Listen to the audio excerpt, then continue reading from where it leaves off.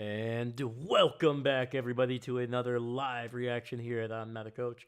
I'm your host, Dave Huerta. Thank you so much for joining us, man.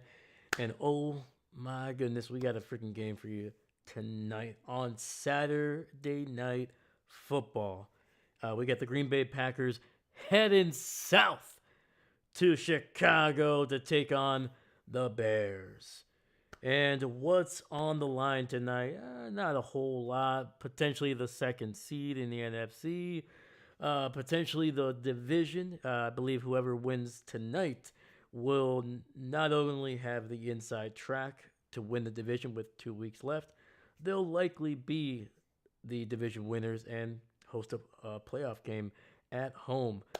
And for the Packers coming into this game, a tough loss last week against the Denver Broncos. They lost Micah Parsons in that game. They lost a chance at the number one seed, and they also lost the lead in the NFC North to the Chicago Bears because they did get a win last week. Yeah, so the Packers, they're going to be coming in.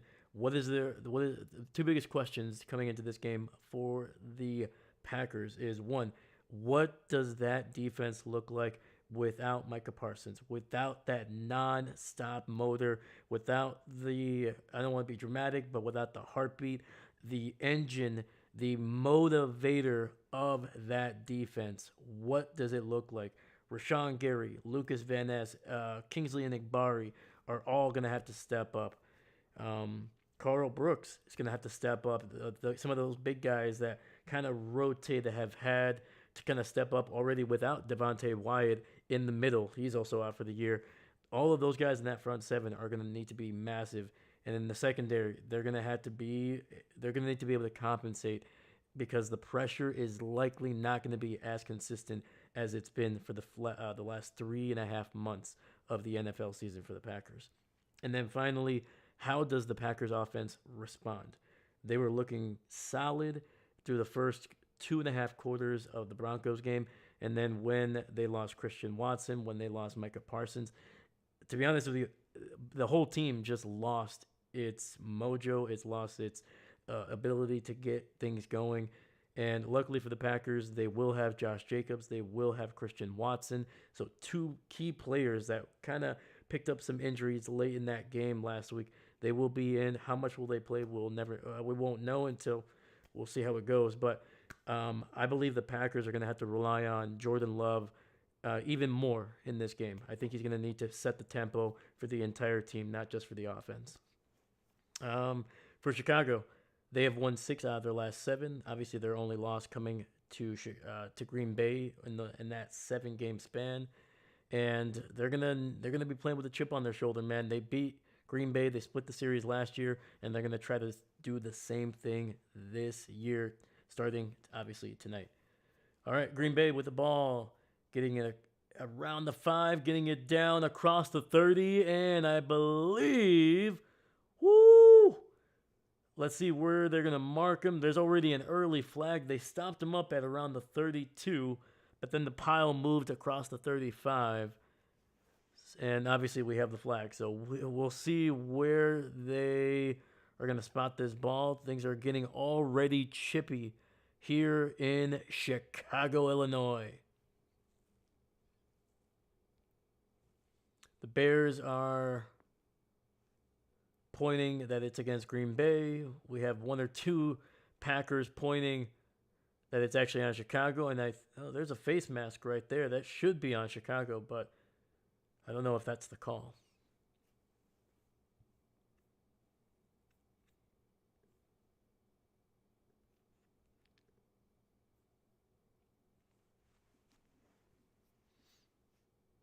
Personal foul. It's going to be on Chicago.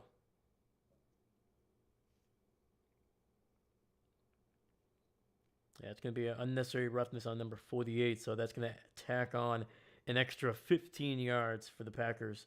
So they'll get the ball near midfield, it looks like here. We'll take it. We shall take it, baby. Let's go.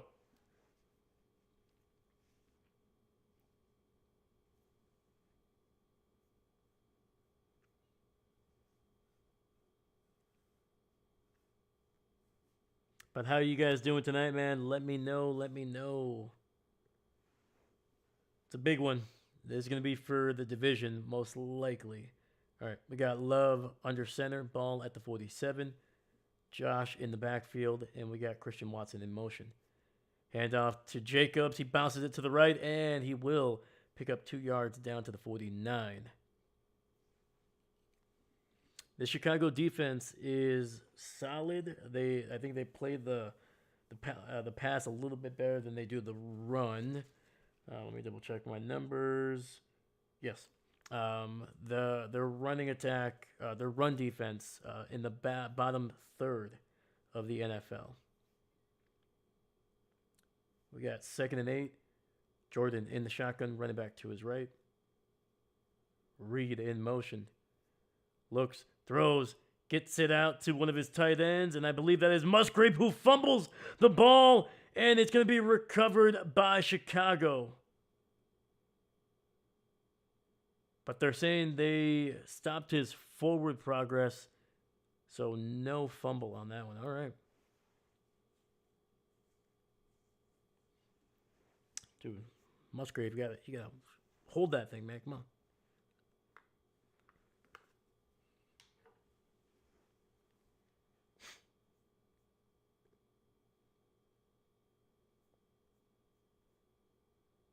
But right on, man. We got 2 people watching right now. I appreciate you. Thank you, thank you, thank you. All right, we got 3rd and 1. Packers, the number 1 team at converting on 3rd down, 50%. Jordan, play action, rolling to his right, throws it over the middle, and it's nearly intercepted. And there's a late flag in the secondary.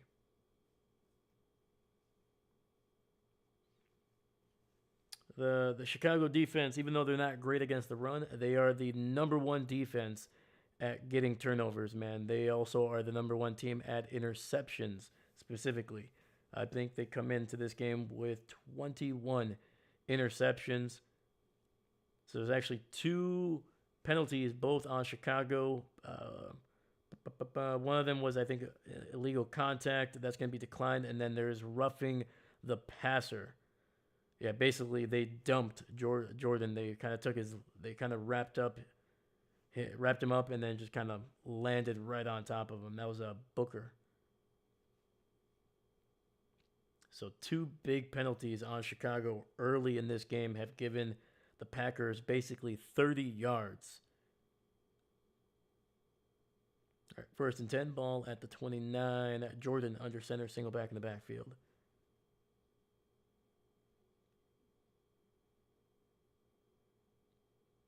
Hand off, another one to Jacobs, and this one gets stopped right at the line of scrimmage. Nothing.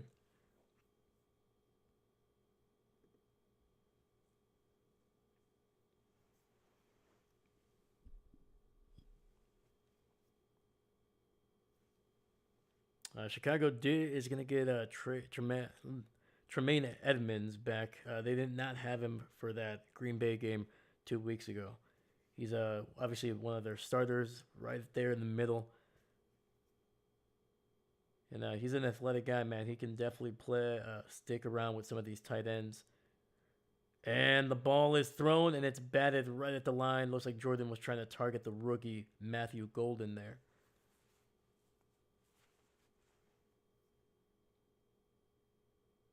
And that's Grady Jarrett, man, the former Atlanta Falcon, able to get the big paw up there. And that's going to be 3rd and 9.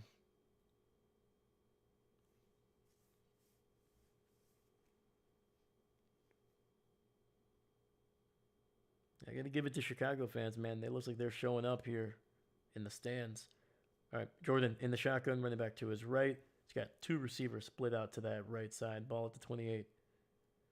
Throws to the outside, and it's caught by Romeo Doubs. Picks up 11 before going out of bounds, and that's a 1st down for the Packers.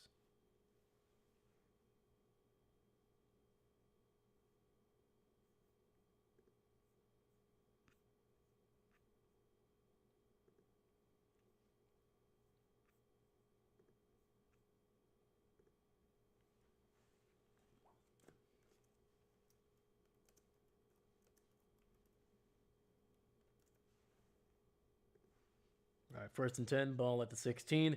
Nice little end around to Matthew Golden, and I think making a mistake there by trying to bounce it even further out towards the sidelines.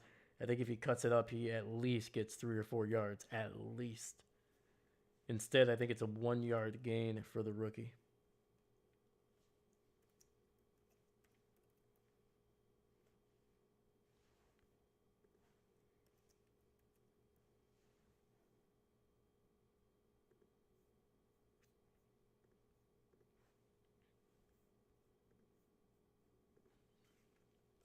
All right. Picked up about half a yard, so still 2nd and 10. Ball just shy of the 15. Jordan under center. Hand off to Jacobs. Bouncing it to the left side, and he is going to be picking up about 2, maybe 3 on that run. So 3rd and long coming up for the Packers here.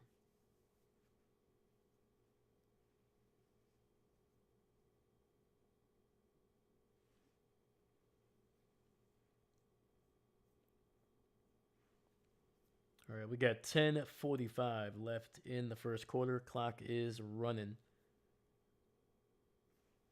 2 receivers split out to the right. Chris Brooks, running back, backup running back, also splits out to that right side. Jordan alone in the shotgun.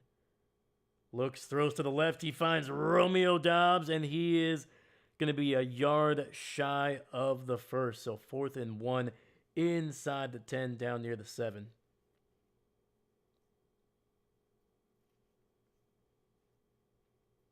And from the last couple of weeks, basically starting in that Detroit game, Matt LaFleur has been ultra aggressive on 4th down, especially once they get inside the 15.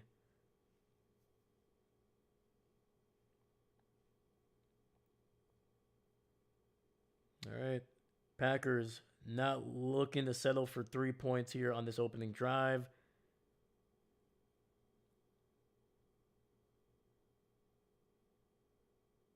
And Matt LaFleur is going to use his first timeout here, man.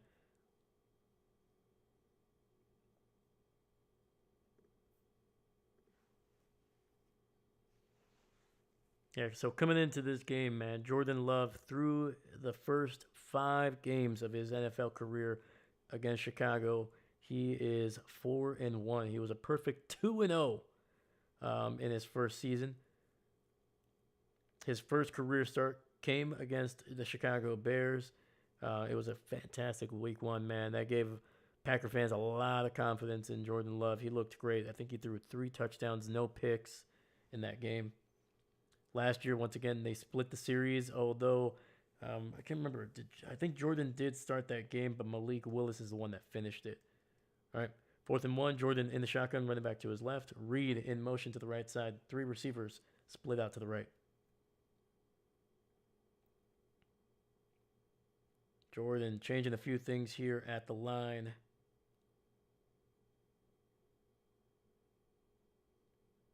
Takes the snap, looks, throws, and it's incomplete. Trying to find Christian Watson there on the right side, and the Packers turn the ball over on downs inside Chicago's 5. Dahlia, what's going on? Go Pack, go. Let's go. Unfortunately, the Packers did not go into the end zone on that one. Instead, they went for it and turned the ball over. But Dahlia, how you doing tonight? Also, give me your prediction. Who is going to win? And maybe give me a score. What do you think the score is going to be?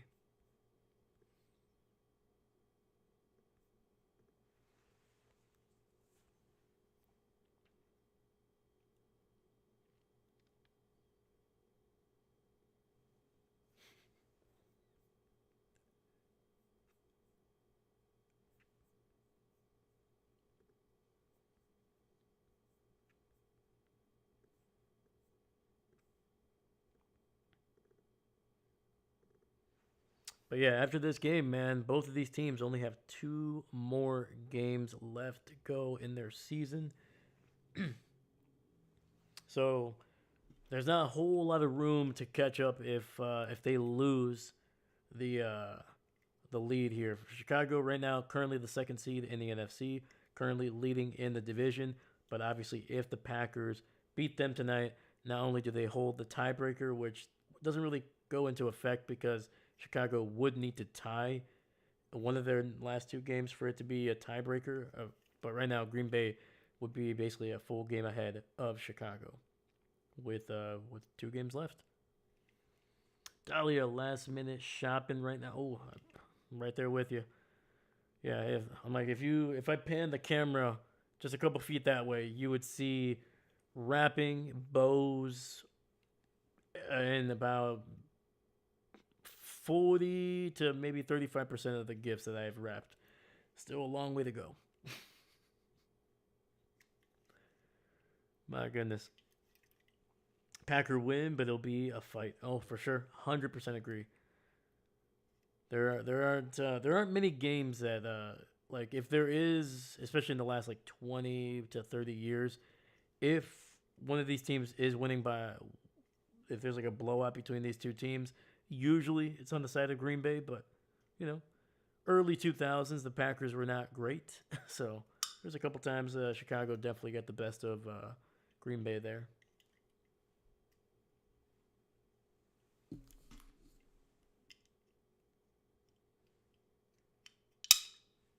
Sorry about that. Trying to open a can here, and I cannot. All right, Caleb under center. Chicago takes over on downs. Ball at the 7. And it's DeAndre Swift with a nice run, getting it down to the 14.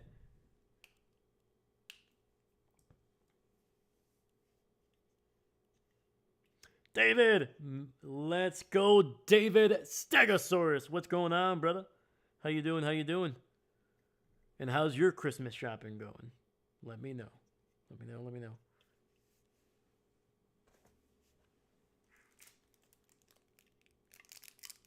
All right.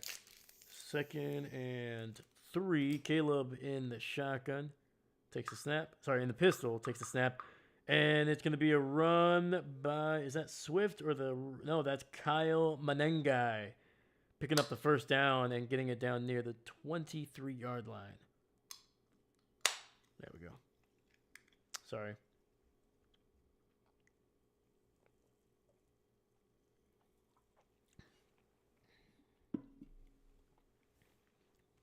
Still need to get a card for the wife. Oops. Oh. You gotta lock it down with the wife presence, man, for sure. But you got it, man. You got it. I believe in you. You can do it.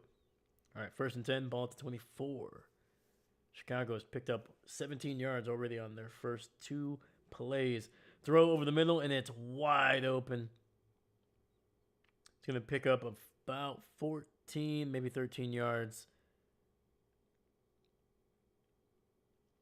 And Caleb able to find Walker, one of the reserve receivers. Coming into this game, the top 2 out of the top 3 receivers for Chicago are out. Roma Dunze and Luther Burden not in this game. 1st and 10. Caleb play action, rolling out to his left. Has a lot of space to run, and he will pick up about 8 or 9 before Edgerrin Cooper runs him out of bounds. Yeah, especially without Caleb, man. There is very few defenders in that front 7 for Green Bay that are going to be able to kind of match.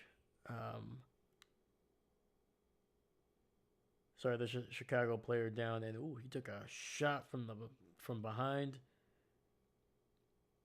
It's a former Carolina Panther, DJ Moore.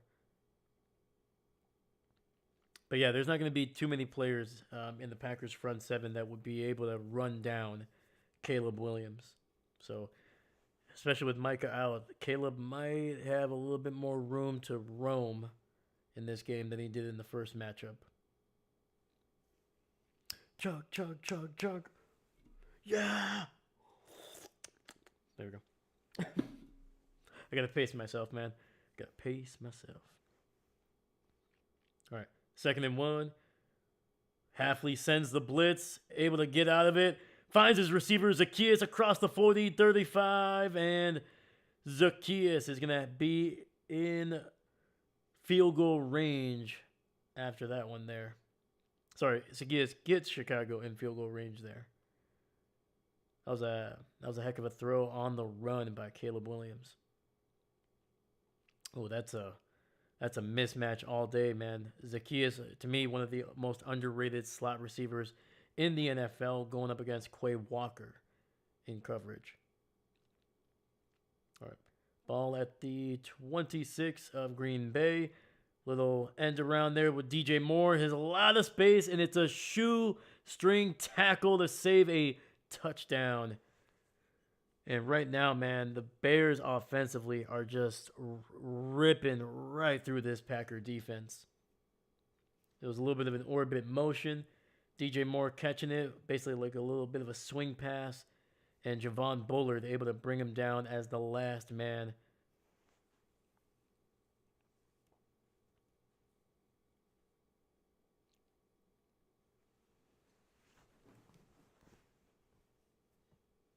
And David, who did you pick here tonight, man? There's only one right answer, man. 1st and 10. Swift breaks the tackle, and he is going to be good for about 5 yards, maybe 6.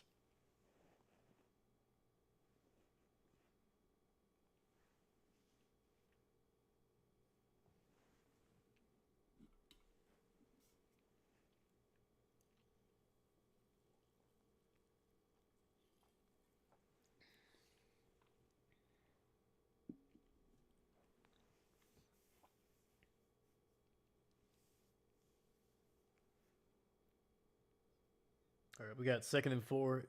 Ball at the 7-yard line of Green Bay. Caleb under center. Swift in the backfield. Swift gets another handoff, and he picks up maybe a yard.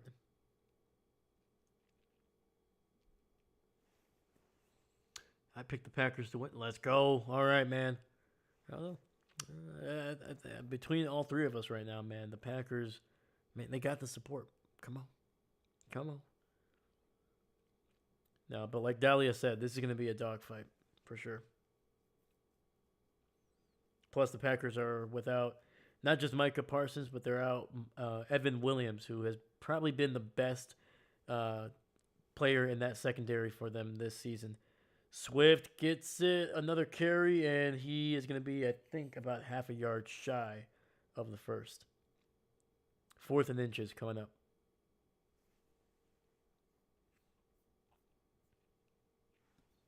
All right, we got 4:15 left in this first quarter, man. This game is flying by. It hasn't even been a full 20 minutes, and we're already inside the last 5 minutes of the first quarter. All right. Potential direct snap to the tight end, and it goes over the head of Kyle Menengai, and Chicago trying to get cute with the snap. And it goes right over the running back's head, and it's a turnover on downs all the way back near the 20-yard line. On 4th and 1, they try to snap it between the tight end's legs, and it goes right over the head of Kyle Menengai.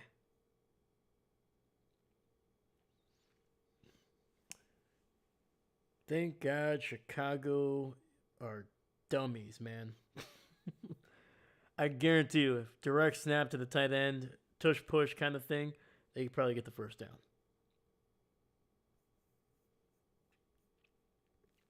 All right. Well, just like the first game that these two played, they're going tick for tat there. They scored a touchdown on each of their first 2 drives on their last meeting, and now they have turned the ball over on downs on their first 2 drives, each of them. So, yeah, hilarious. And that's not the only thing. Once I bring up the stats here in a couple minutes, you're gonna see how similar some of these teams actually are, especially offensively. And there's like some defensive stats that they're basically the exact same. So it's very, very weird how close these teams are in the way that they in terms of their rankings, at least.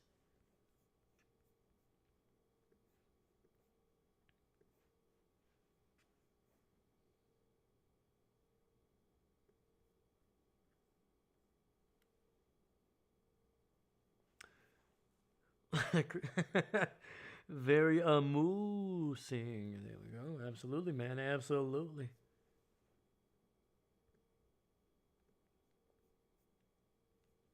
Speaking of singing, man, I just I don't know how I ended up thinking about this song, but Panic at the Disco. You know, one of their songs got stuck in my head, and I've been singing it for the last 2 days, man. So if just to warn you, if you start hearing me hum or sing, a familiar song, that's the song right there, man. So I apologize in advance. I think the lack of sleep and the the amount of planning. I think the brain is just trying to find ways to entertain itself.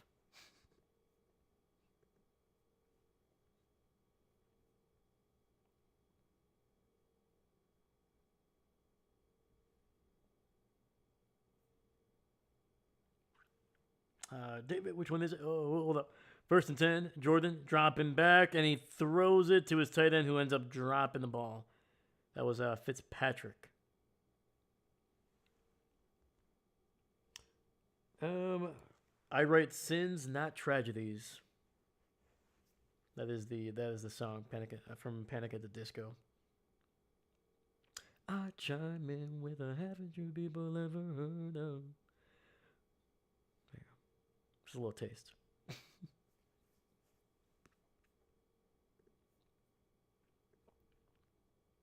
All right. First and 10 after the incompletion. Ball at the 22. Jordan in the pistol.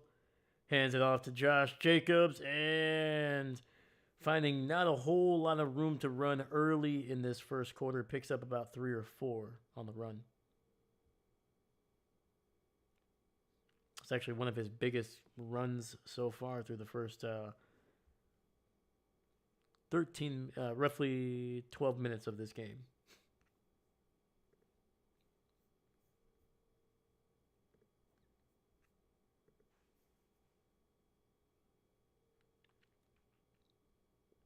All right, we got 3rd and 6. Jordan in the shotgun, running back to his right. 3 receivers spread out to the left side. Need to get it to the 32. Jordan, with a little bit of time, he's going to take off and run, and he picks up the first down. Let's go. That's my quarterback right there. Funny body, getting it done. Running out there like Gumby. And I do mean that as a compliment. Gumby, freaking legend.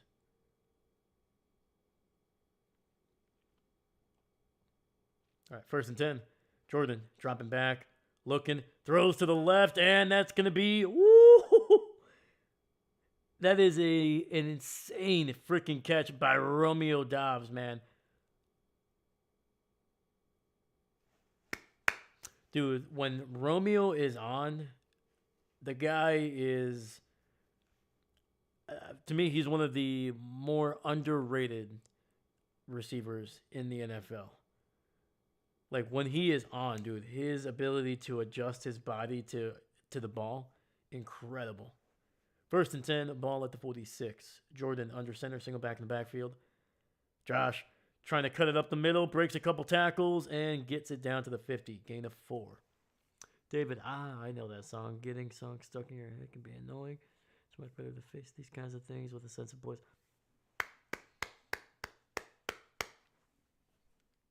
I bow to you, sir. I bow to you. That was like, even after reading the first couple, I was like, oh, what is this song? Oh, David, you're the man, dude. Poison rationality, I chime in. Anyway, man, it's gonna be a long day.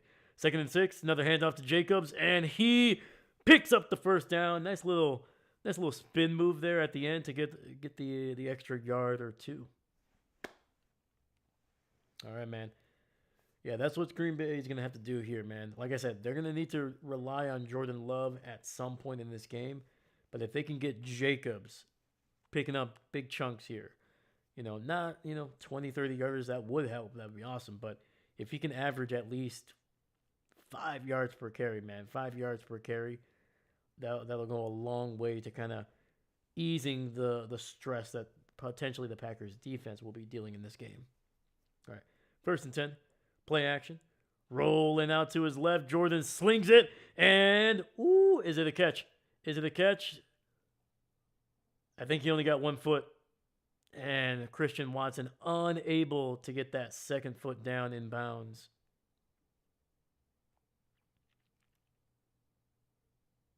Oh, he got the right foot down. Sorry, the right foot down, unable to get the left. He tried to brace himself as he was falling out of bounds. All right, 2nd and 10, ball at the 43 of Chicago. Romeo alone to the left. Jordan in the shotgun. Looks, throws in between 2 defenders to the 30-25, and Romeo Doubs down to the 23. Beautiful, man. In rhythm, on a line, and just squeezing it in between the coverage there.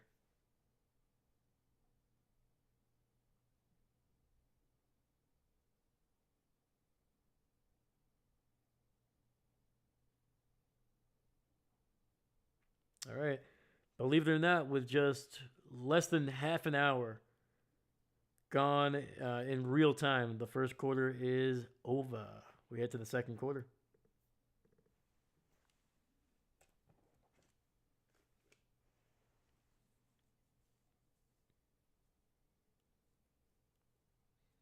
Also, has anybody been watching some of the college football games that have been going on? I have not gotten the chance, but I keep on seeing highlights, and people keep telling me about it, man. And I know Alabama won. They came back after being down, I think 17-0, and they ended up winning by, I think, double digits potentially. And then, unfortunately, I think earlier today, the Texas A&M Aggies, unfortunately, losing to who the heck was it? Was it Florida? Yeah, man. Aggies had one of their best seasons in their program's history, man. But unfortunately, still going to be searching for that first college playoff win. David, roll tide. Sadly, Texas A&M didn't. I know. Ah, man. Seastrom, wherever you are, man. I'm sorry. I'm giving you a virtual beer. This is an energy drink, but this is a beer. All right, there you go. Have a drink on me, man.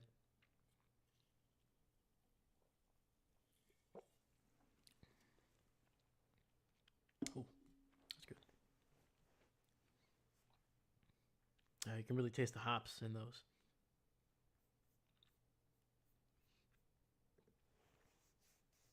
Holy cow, man. We got 4 people watching on a Saturday night, man. Thank you so much. I appreciate you guys. Thank you. Please, if you haven't, like the video. Helps the video a ton. Subscribe. We do as many as 5 games per week on the channel, man.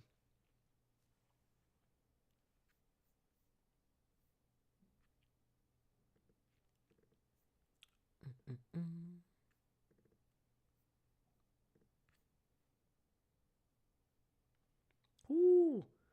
They're showing a little bit on the sidelines there. It is so windy in Chicago that the practice net for the kickers on the sidelines just falling over. 1st and 10, ball at the 23. Jordan in the shotgun, running back to his right. Jordan takes the snap, steps up in the pocket, delivers a throw to Jacobs, and he's going to get it down near the 16, picks up 7 yards before going out of bounds. Lost to University of Miami. There you go. Okay. So I knew it was a Florida team. I just wasn't sure. I was like, is it Florida State, or is it one of the Miami teams there? But the University of Miami.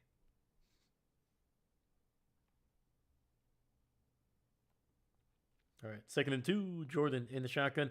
Delayed handoff to Jacobs, bouncing it to the left. He's going to get inside the 10, down to the 9, and that's a First down for the Green Bay Packers. First and goal coming up.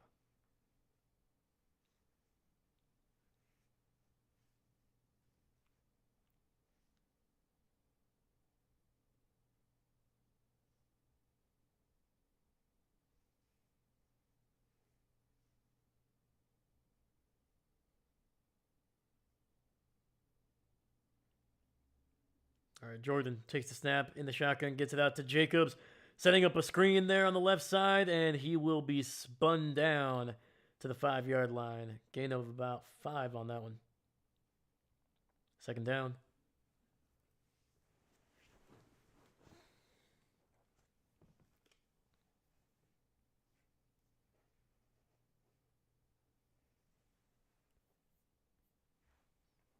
All right, we got 13:25 here in the second quarter.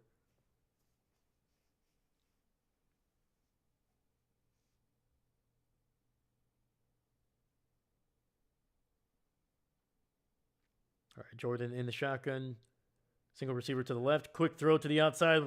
And Emmanuel Wilson unable to handle the pass. Incomplete. Third and goal from the 5 coming up.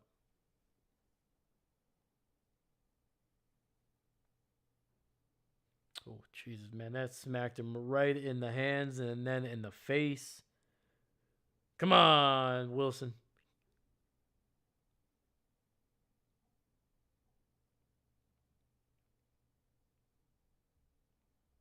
I'm going to refrain from trying to do a Tom Hanks reference there, Castaway.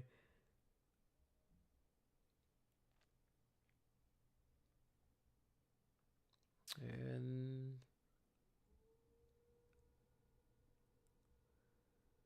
they're looking to see if that pass was backwards, so that would have been a fumble. And if you watched Thursday's night game with the Rams in Seattle, we saw that game turn on its head after a backwards pass on the 2-point conversion that initially looked incomplete, and then it ended up being called a fumble that was recovered by Seattle in the end zone for 2 points that tied it up 30-30. Also, Jordan has a bloody elbow, man, on his throwing hand. Third and goal. It was 9. It's going to be incomplete. Trying to get it to Christian Watson.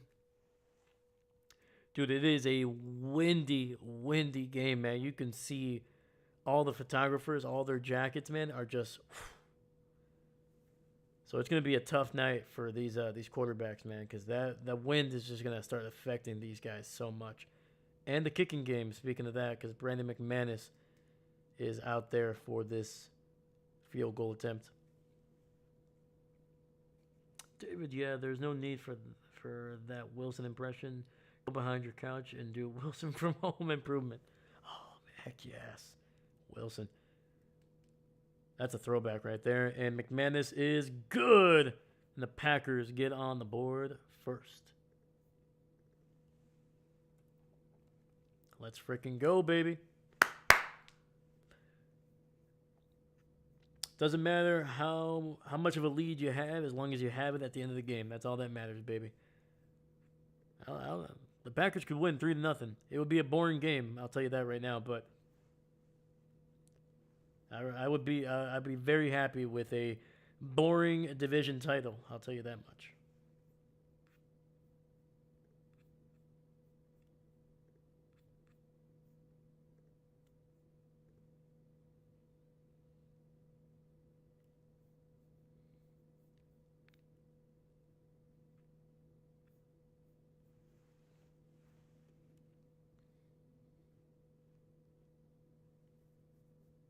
All right. So while we have a little bit of time, let's look at the offensive stats for these teams coming into this game. So for Green Bay, they're putting up 225 through the air, good for 12th in the NFL. 117 on the ground, only 18th in the NFL. Once again, this offense is not super high powered. They don't put up a bunch of yardage, but they're very efficient, as we'll see it through the last couple stats here. Only 10 turnovers, second in the NFL, one of the best offenses at taking care of the ball. And then They are able to put up 40 touchdowns so far offensively, 24 through the air. That's good for ninth in the NFL. And then finally, they are averaging 45.7% of their drives have ended in scores, whether it's a touchdown or a field goal. Basically, how often are they ending a drive with points?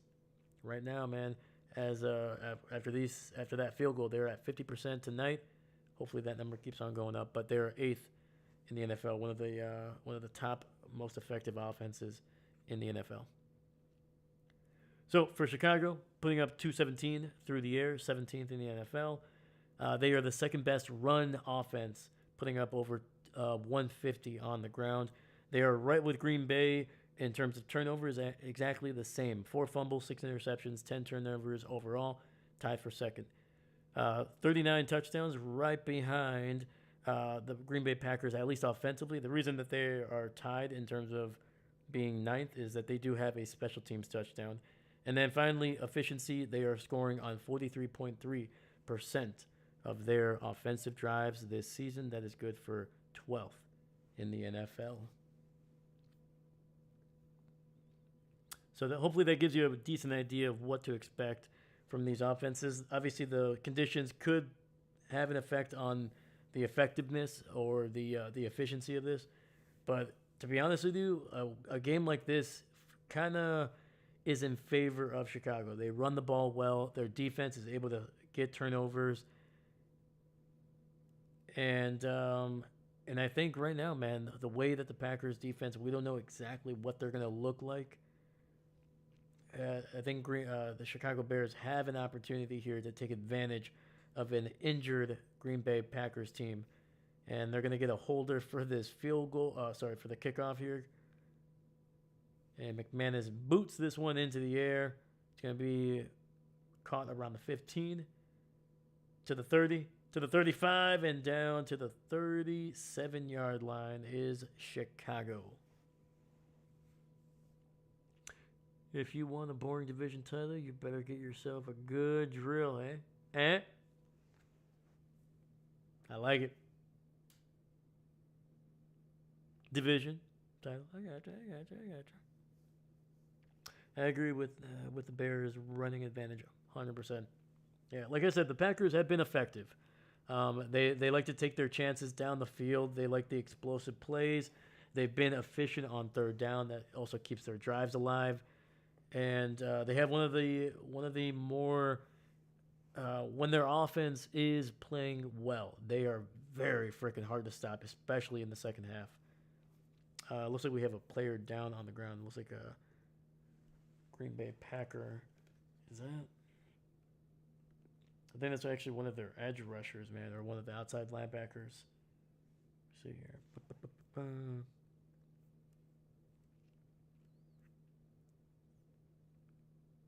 Yeah, there's Aaron Mosby.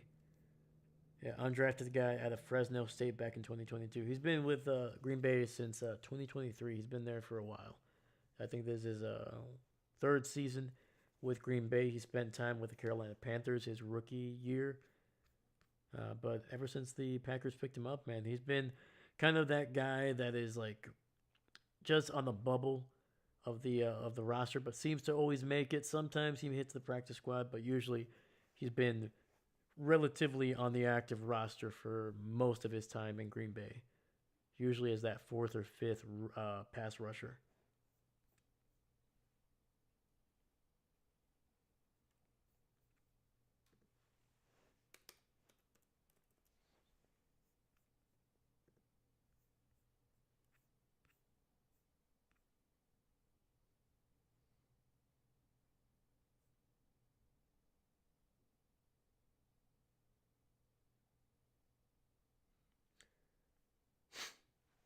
But yeah, man. So talking about one of the biggest stories of the last week, and it might have been a slow, slow week in terms of NFL news. But the Chicago Bears, their CEO slash owner or whatever it is, there's been talks of them, quote unquote, threatening to build outside of the state of Illinois, potentially going to Gary, Indiana, to build a stadium. And if that happens, which I hope it does, that would be hilarious. Utterly hilarious.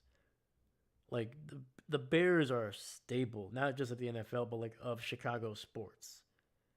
And the fact that they think that it's even remotely a good idea to build a stadium outside of the state is insane. Let alone the city. And it's going to be a run by Kyle Menengai. He picks up about 4 yards on that one.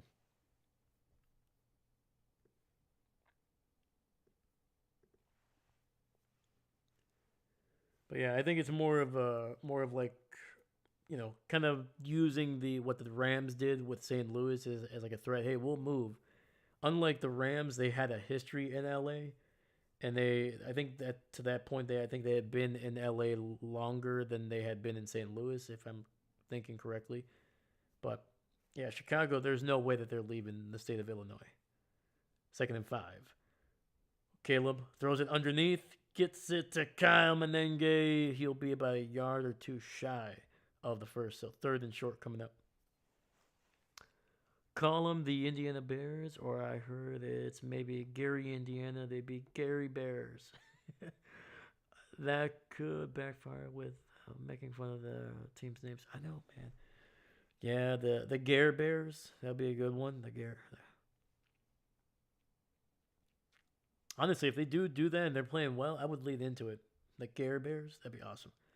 3rd and 1. Handoff. And Kyle Menengai, the power back in this offense, picks up about 5 yards, maybe 6 on 3rd and 1. And they are in Packer territory.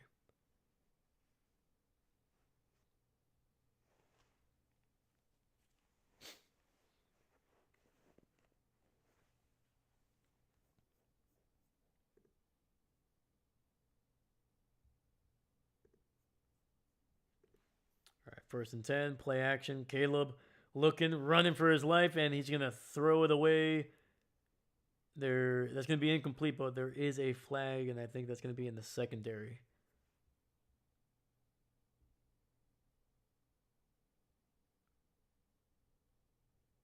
Yep. Holding on Carrington Valentine there. So,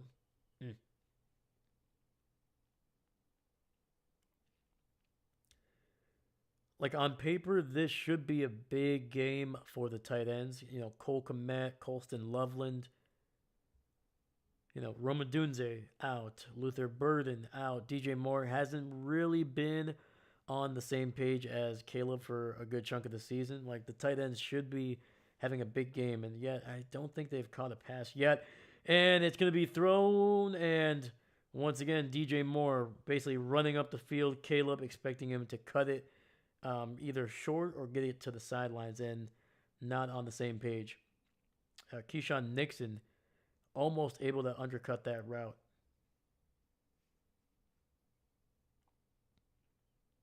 But to be honest with you, Caleb did a really solid job of kind of throwing that one very off to the sidelines. Otherwise, toss to the right, and Kyle Menengai picks up about a yard on the play, getting it down to the 41. 3rd and long coming up.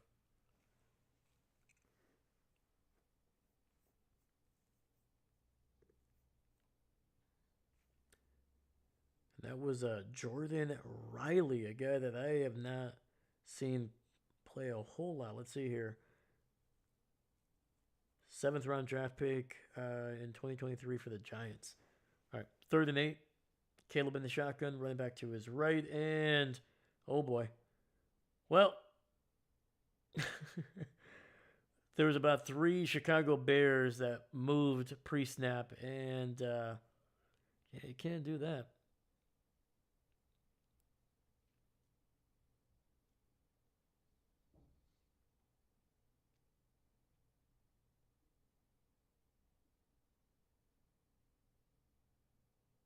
Yeah, so officially they got the starting right tackle there right on the false start. So 3rd and 13, Caleb alone in the shotgun, has some time. Rashawn Gary trying to chase him down. JJ Nigbari, and that ball is going to be thrown out of bounds, incomplete. 4th down coming up.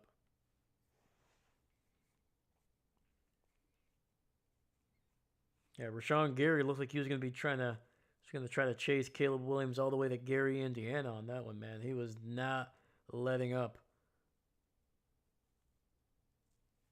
Dahlia, go, Pack, go. Let's go, baby. Let's go. All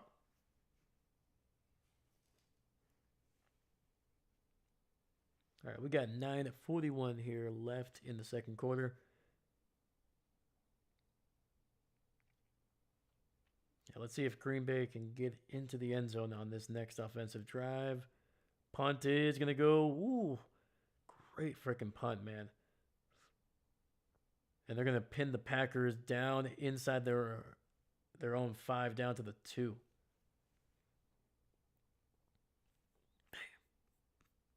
That was a good punt. All right, come on. 98-yard touchdown drive, baby. Come on.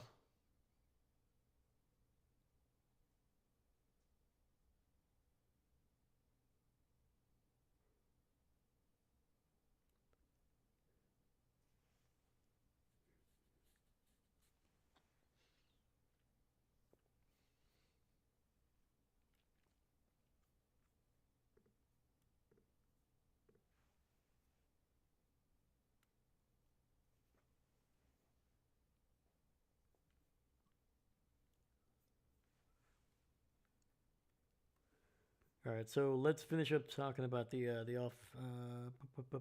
Actually, no, we finished the offensive stats. Gotcha. Let me bring up the defensive stats here.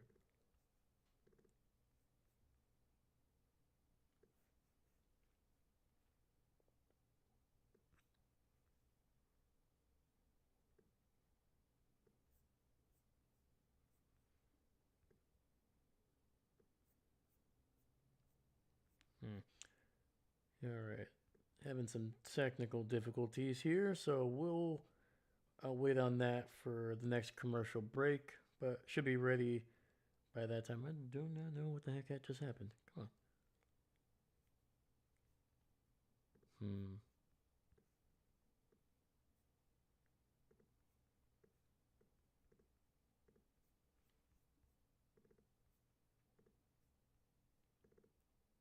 on. Okay, there we go.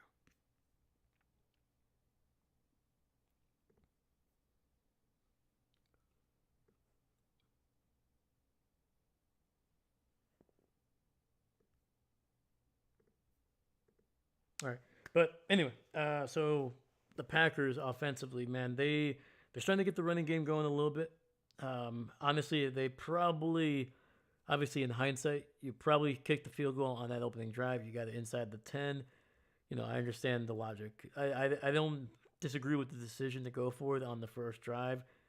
I just don't like the play that far down the field to the outside, especially with how windy it is. It's like I think when I was going to work today in Wisconsin, it was like 36, nearly 40-mile-per-hour winds. And in Chicago, it is literally called the Windy City. So could be more, could be less. Right now, they're saying it's 21 miles per hour in terms of the wind. All right. 1st and 10, ball at the 5. Hand off to Manuel Wilson, and he picks up 5 down to the 10.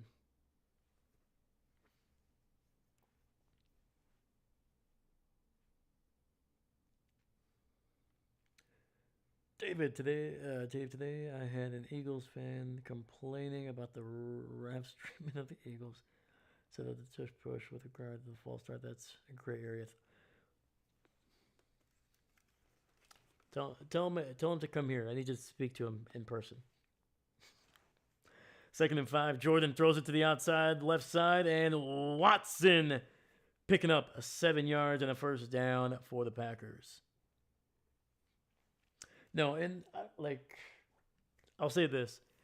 I understand some of the frustration by Eagle fans because, and it's a two-parter. One, the NFL has done, and the referees specifically, mostly, they've done a terrible, terrible job of calling that play for years now. Years. It's not every single time that they run that play where there should be a false start, but it's enough where it's noticeable. 1st and 10. Jordan, play action. Looking, pressured, and down he goes. And I think they're going to get Chicago for a roughing the passer. And the bad news is Jordan Love is down right now. He took an absolute hit right in the helmet there, man. Yeah, Booker, who already got called once for roughing the passer, literally helmet to face mask, hitting Jordan Love right in the basically right in the top part of the helmet and hitting him with the crown of his own helmet.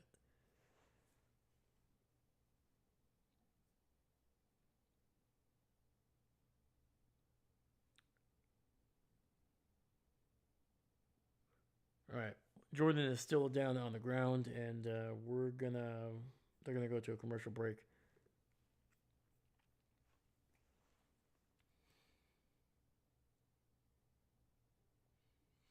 Chicago as a city might need their name to be 100%, 100%, and you don't even need to check it twice.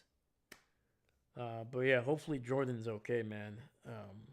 And I'm not even talking about like hopefully he can come back in the game so we can win. It's like more of like, yeah, that was a that guy was Booker was he had a head full of steam into that hit, man. And like I said, Booker hits him with the crown of his with his helmet, and it basically was like 2 inches above Jordan's face mask.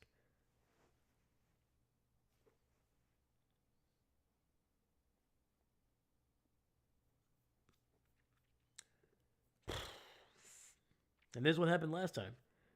Jordan played in that game, got hurt in I think it was in the second quarter, right? I think, and then Malik Willis had to come in the rest of the way, and it was a tough one. It was a tough one for the Packers. That was a tough loss against Chicago last year.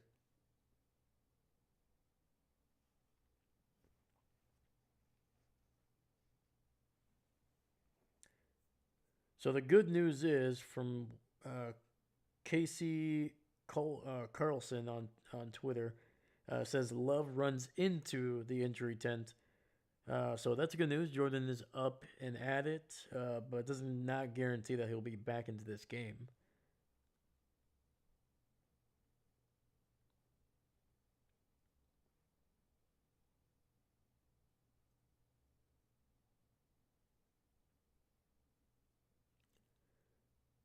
So yeah, there's Jordan clearly able to kind of trot off the field, heading into the blue tent. Going to be evaluated for the concussion.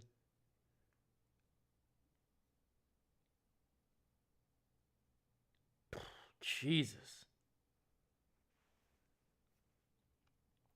All right, man. Malik Willis in at quarterback. Last time we saw him on with any with more than just a snap, it was against the Giants where he led a touchdown drive.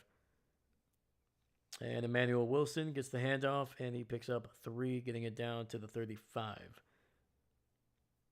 And it was a 1st and 10 after the penalty there. It was obviously roughing the passer.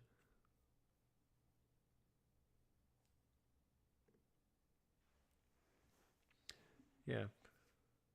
Hopefully Jordan is healthy. Hopefully he's fine and he can kind of come back into this game. But luckily the Packers do have one of the better backups in the NFL in Malik Willis. 2nd and 6. Ball at the 36. Malik in the shotgun, running back to his left. Handoff up the middle, and Wilson with some power gets an extra 2 yards, and it'll be 3rd and about 2 coming up.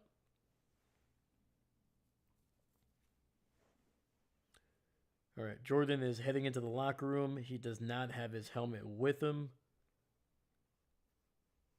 And unless they're able to check him quickly and he runs back out, we are likely not going to see Jordan Love for at least the rest of the first half here.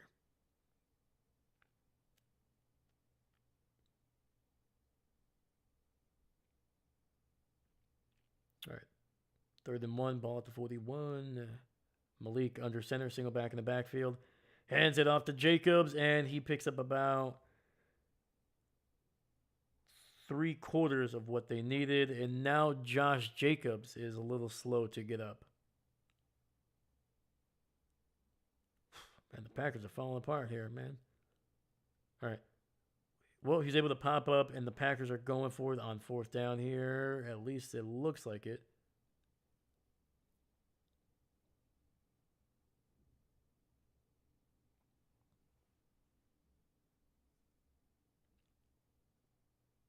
I think Matt is going to either throw the challenge flag or use a timeout here.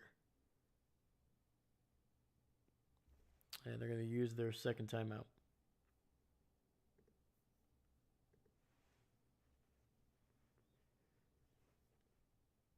This is big, man. This is, I mean, they're still in their own territory. If you don't get it, you're giving Chicago not only the ball, obviously it's some momentum. Your starting quarterback is out for right now, and they would get the ball in your territory basically at the 41. This is this could be a Dan Campbell kind of gamble here. You have the lead, you have some momentum. Chicago really hasn't been able to move the ball outside of that opening drive where the ball snapped right over the running back's head. All right, offense is staying out there. 3 receivers to the right. Malik in the shotgun, running back to his left. Malik keeping it, running to the left, bouncing it, and he gets it across the 50 down to the 47. Malik Willis with a keeper, and it's a first down in Chicago territory. Let's go. Thoughts on blatantly egregious hits like that when players are taken out of games is also remove the offending player too. I think you do have to consider intent. I legitimately do not think Booker was intentionally trying to take out Jordan with that one. Is it a egregious lowering of the head? Sure. He's gonna get a fine, and it's probably gonna be a big one. Malik stepping up in the pocket, and he will slide after picking up about 8 or 9 on that one. And that's the one thing Malik does bring to the table that Jordan doesn't do as well. And to be fair, there aren't that many quarterbacks that can move like Malik Willis. He's not Lamar Jackson, but he's not. I wouldn't say he's 2 steps behind Lamar. He's very close. But yeah, there's definitely an extra dimension with Malik. But yes, I believe if there's an intentional, egregious kind of hit, I believe that the other player should also be ejected immediately. So, to answer that question, toss to Wilson right up the gut, and it's a first down for the Packers. Let's go, keeping it moving.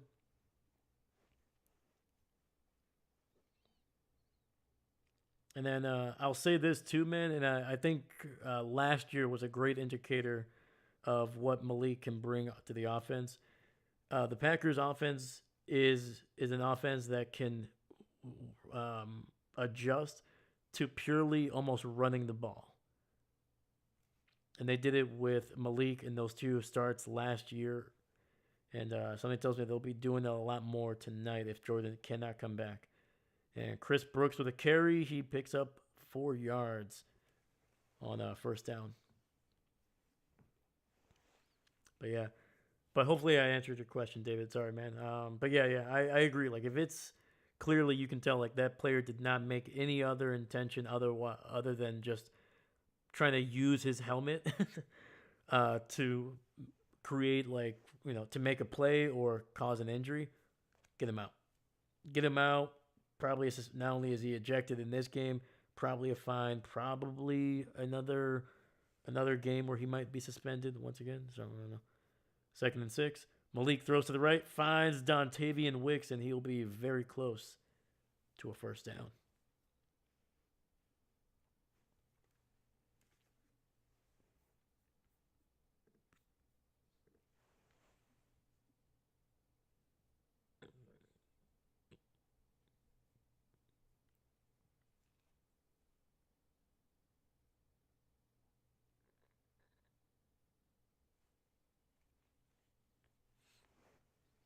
So the official word, and this has come as no surprise, Jordan Love is being evaluated for a concussion. All right, first and 10, ball at the 23. Malik under center.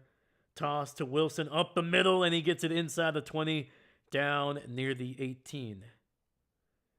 And we have a Packer player down, but he pops back up there. That was Anthony Belton, the rookie out of NC State. Chicago uses a timeout here. It's their first of the half. They stop the clock at 2:24.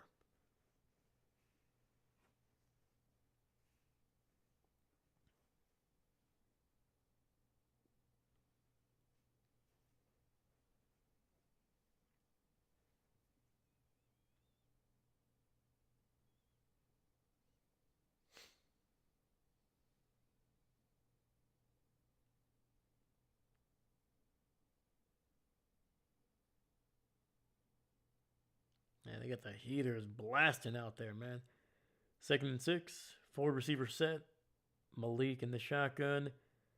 Hands it off to Wilson. Bouncing it to the right side. He's going to pick up a first 10. To the 5-yard line is Emmanuel Wilson.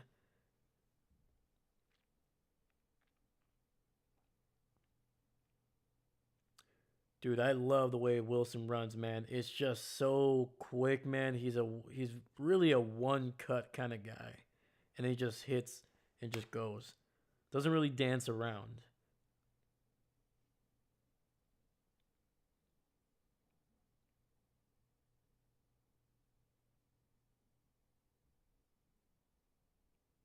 And Wilson actually also had extensive time the last time Malik Willis was playing significant minutes in a game. That was against the Giants. Josh Jacobs also got hurt in that game. He did not return, unlike Jordan, who did return against the Giants.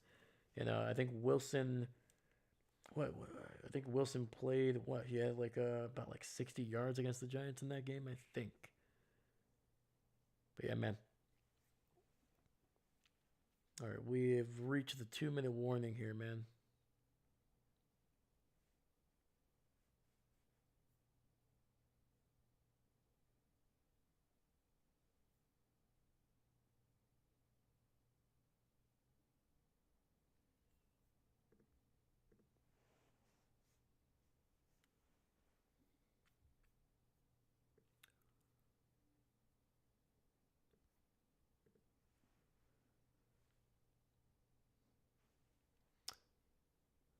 What do you guys think of this Anaconda movie with Jack Black and Paul Rudd? To me, it looks bad. Legitimately, it looks horrible. And as I grew up watching the original Anaconda with Jennifer Lopez, Ice Cube, like that one was. Is it schlocky? Yes. Is it a monster B movie? Yes. But dude, the animatronics for the anacondas, so freaking good. They still, like, to me, like I watched that movie maybe like a year and a half ago. They still hold up, man. It looks so good. And yeah, I don't know, man. It was such a good movie, like a great 90s movie. It was actually one of my favorite movies to watch as a kid.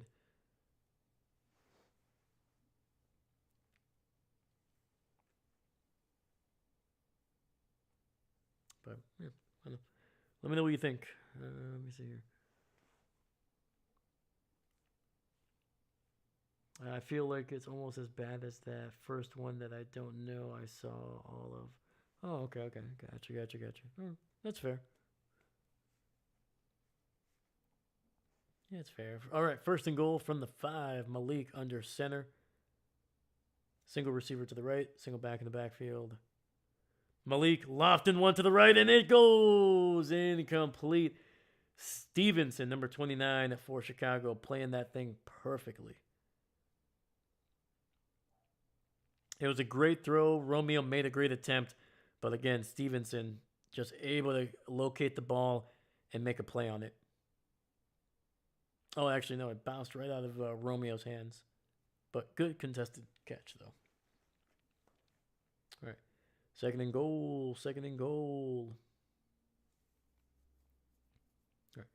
Malik in the shotgun, running back to his right. Watson in motion. Jacobs with a handoff, and it's going to pick up about 2 yards down near the 3-yard line. Third and goal coming up.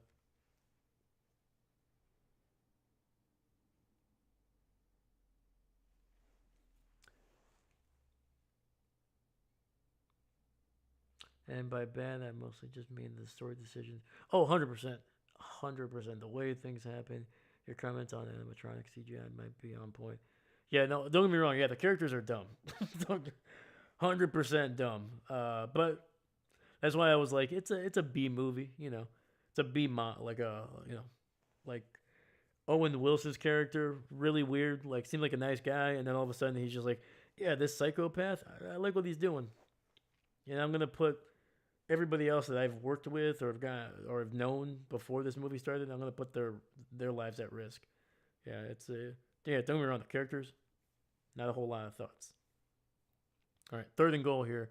Malik looking, throws it over the middle, and it's gonna be incomplete. Trying to find Christian Watson. Fourth and goal, and I think the Packers are just gonna kick a field goal here, man. I understand the logic of trying to throw the ball, but I don't know, man. The running game was doing so well. It's doing so well.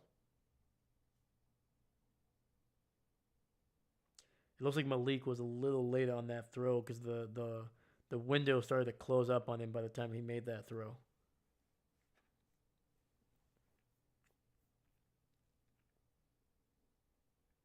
All right, McManus in for another one, and this one right down the middle.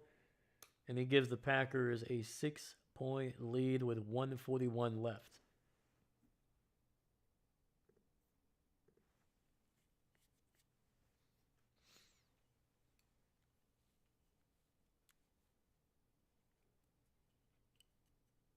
And also the reason I would have kept it on the ground is to me, even if you only pick up a yard or two, you're already at the 5.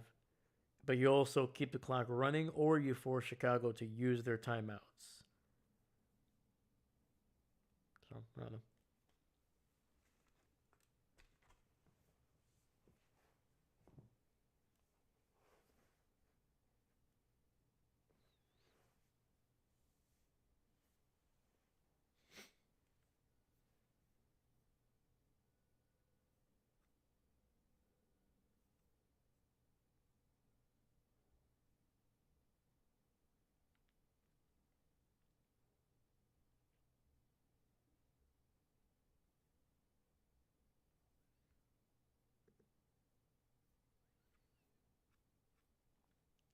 All right, hey, let's go, man. We got 4 people watching right now, man.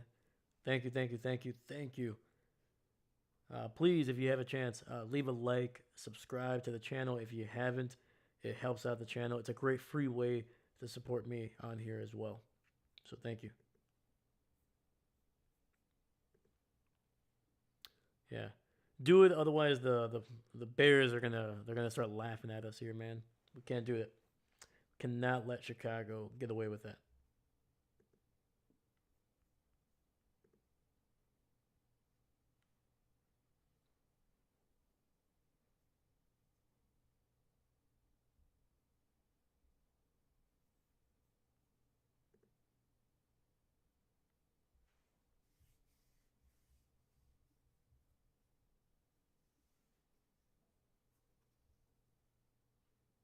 Oh, let's freaking go, man. Look at that. 3 likes, man. Appreciate you, man. Thank you, thank you, thank you.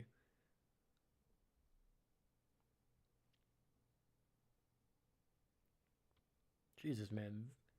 Victor Wembanyama is like there are massive human beings, and then there are just like borderline like not like he looks and I'm not talking about like an actual look. I'm just talking about in terms of size. He looks like Slender Man, dude. Like it looks unnatural. Hell of a player, man. Hell of a player. But like as a short person, I would be afraid that he would accidentally just step on me. And like he wouldn't be doing it intentionally. He just would not be able to see me at all. I think you could stack me up 3 times, like on my shoulders, and I still probably would not be taller than Victor Wembanyama.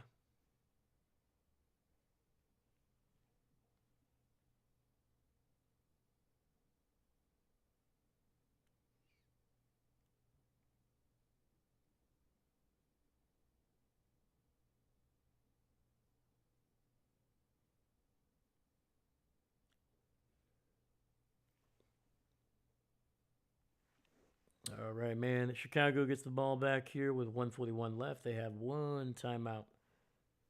Ball at the 35. Caleb in the shotgun, running back to his left. Takes the snap, looks, throws wide open, and that's an easy 14 yards down to the 49. Just no sense of pressure, no, like nothing, just soft coverage across the board. All right, Caleb in the shotgun, running back to his right, single receiver to the right side. Packers send 5, and they force Caleb to throw it out of bounds. 2nd and 10.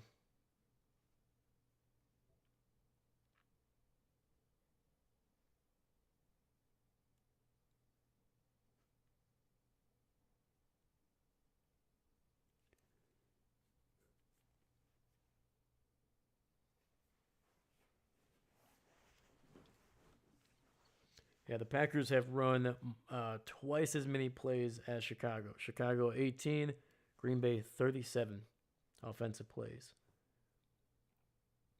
2nd and 10.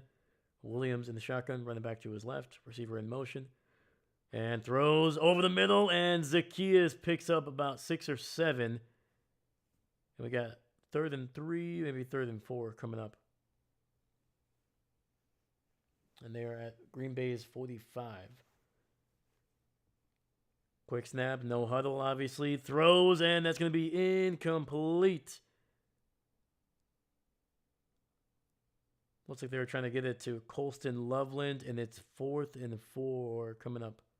Chicago does get the ball to start the second half. Oh, they probably could have gotten Javon Bullard there for...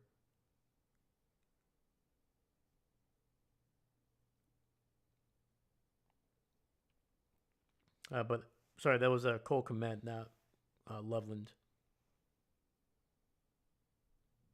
And Chicago going for it again on 4th down. Caleb in the shotgun, running back to his left. This time I think they're just going to they're going to snap it to the quarterback. And no.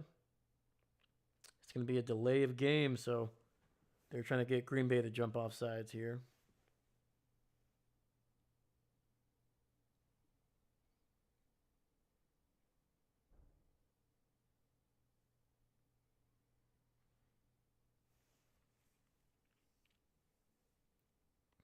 Let me see here. I feel like it's almost as bad as that first one. Oh, sorry. And I doubt that statement, Dave. I don't know, man. I'm a short guy. I'm a pretty short guy. Romeo fair catching it right around the 10, it looks like. Oh, we got to fight. We got to fight. From the looks of it, it seems like Chicago is the one trying to instigate the fight here, but Green Bay's not having any of it.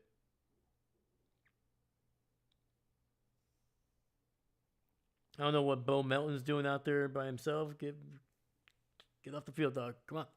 Don't be dumb.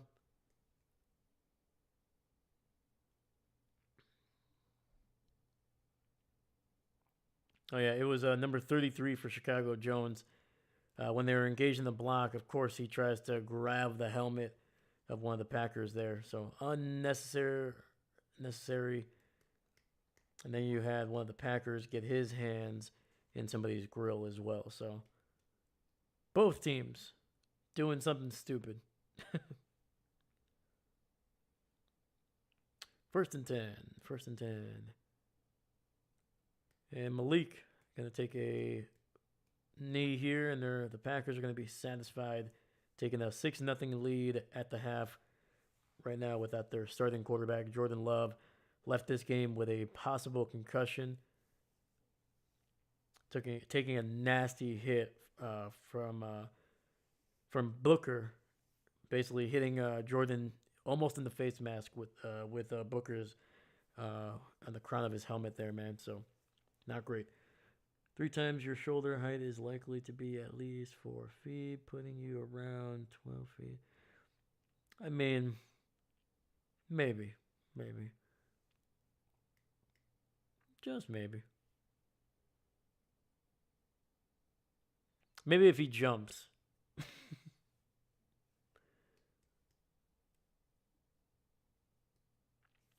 All right.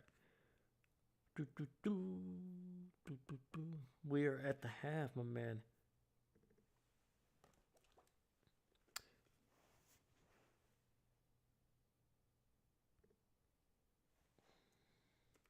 All right, at the half.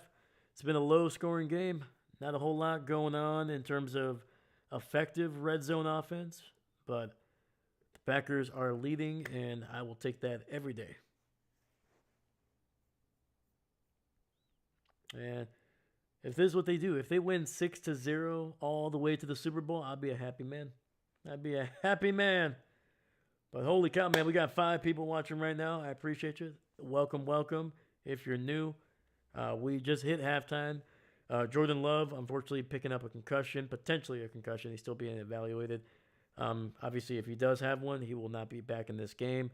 Malik Willis has been relatively effective, not only in the one drive that he did have, but also in his time in Green Bay. So I'm not too worried about the offense. I think they can operate fairly effectively. They'll probably be more of a run team than they would be in terms of anything else. But the Packers, the thing that potentially worries me right now is mostly their defense, which has been playing really well, 0 points. But as long as the offense can kind of maybe punch it in once or twice in the second half, I think if they can do that, Green Bay should come away with a win and potentially a division title in about 2 weeks. So let's go. So, Dave, I think the helmet shelf should hold the football during halftime. Oh, there you go. Let's check it out. And bam. There you go.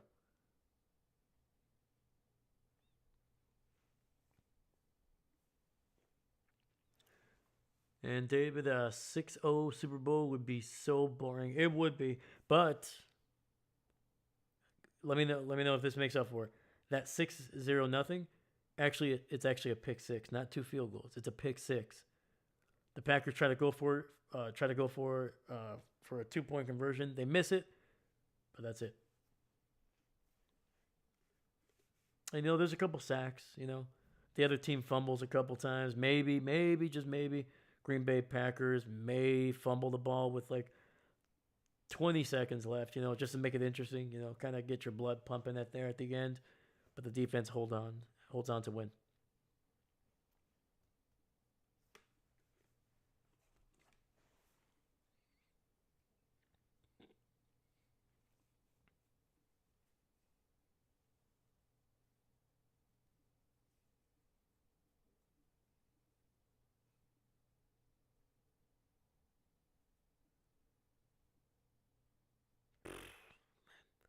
Dude, seeing that hit on Jordan, man, it is painful. Jesus. Like, I already thought it was going to be a bad hit when I saw it. I just didn't realize how much of a hit it took to his dome, dude. I thought they hit him maybe like on the shoulder, but man. Make it a 99-yard pick 6. Ooh. All right. 99 yards. How about 109? Tries to throw it in the back of the end zone, and it gets picked off and taken all the way to the house. From the back of the end zone to the other end zone, man. I think that would be the biggest play in Super Bowl history. I'm pretty sure.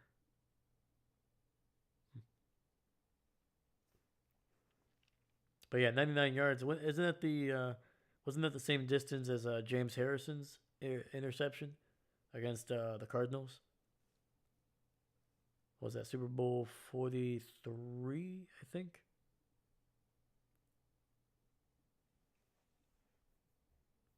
Also, one of the greatest Super Bowls of all time, by the way. I think that was like the first Super Bowl that I remember like truly understanding the storylines coming into it, understanding what was going on, like from like just kind of like a almost like a schematic standpoint. And it was like the first Super Bowl that I remember like still very much remembering well after it was over. As time expires, oh, 100%, dude. That would be like Green Bay snatching victory from the jaws of defeat with a 99 or potentially 109-yard pick six at the end of that game. Be wild. It might have been a 99-yard Harrison. Okay, there we go. Yeah. All right. All right. Yeah, I still can't believe the big man Harrison, dude, who was like, what Harrison is like, what 265, 275 probably, just just rumbling down the sidelines there, and of course Fitzgerald uh, able to tackle him, but just a yard too late to keep him out of the end zone, and I think time had expired with that pick six as well. So if Fitzgerald brings him down, it's not like the Steelers could just run the next play and get into the end zone. Time was over. So if he is tackled before the end zone, it goes to halftime. I'm pretty sure, if I'm remembering that play correctly. David, also, it should be against the Bills. Oh my God. Oh man, why would you do that to them? You are, David. Sometimes, man, you're a dark you're a dark person, aren't you, man? Just a little bit. Just a little bit. That's so messed up. You're like, yeah, let's throw the Bills in there. Let's add another Super Bowl loss to that franchise's heartbreaks. I don't want Denver in the Super Bowl. That's fair. Denver. I'm trying to think who in the AFC has like a decent chance to actually make the Super Bowl, because I feel like the Bills and the Broncos are definitely the favorites at this point. Like the Steelers, I think are definitely a dark horse. I think they have enough talent on both sides of the ball that if they really gel together and they're maybe able to take advantage of a couple turnovers or some mistakes by the other team, I could see the Steelers making a run. It's unlikely, but I could see it. Um, Trying to think here. Trying to remember all the AFC teams right now. Oh, the Patriots. My God, completely forgot about the Patriots. Um, yeah, I guess they would probably be one of the in that top group there with the Bills and the Broncos.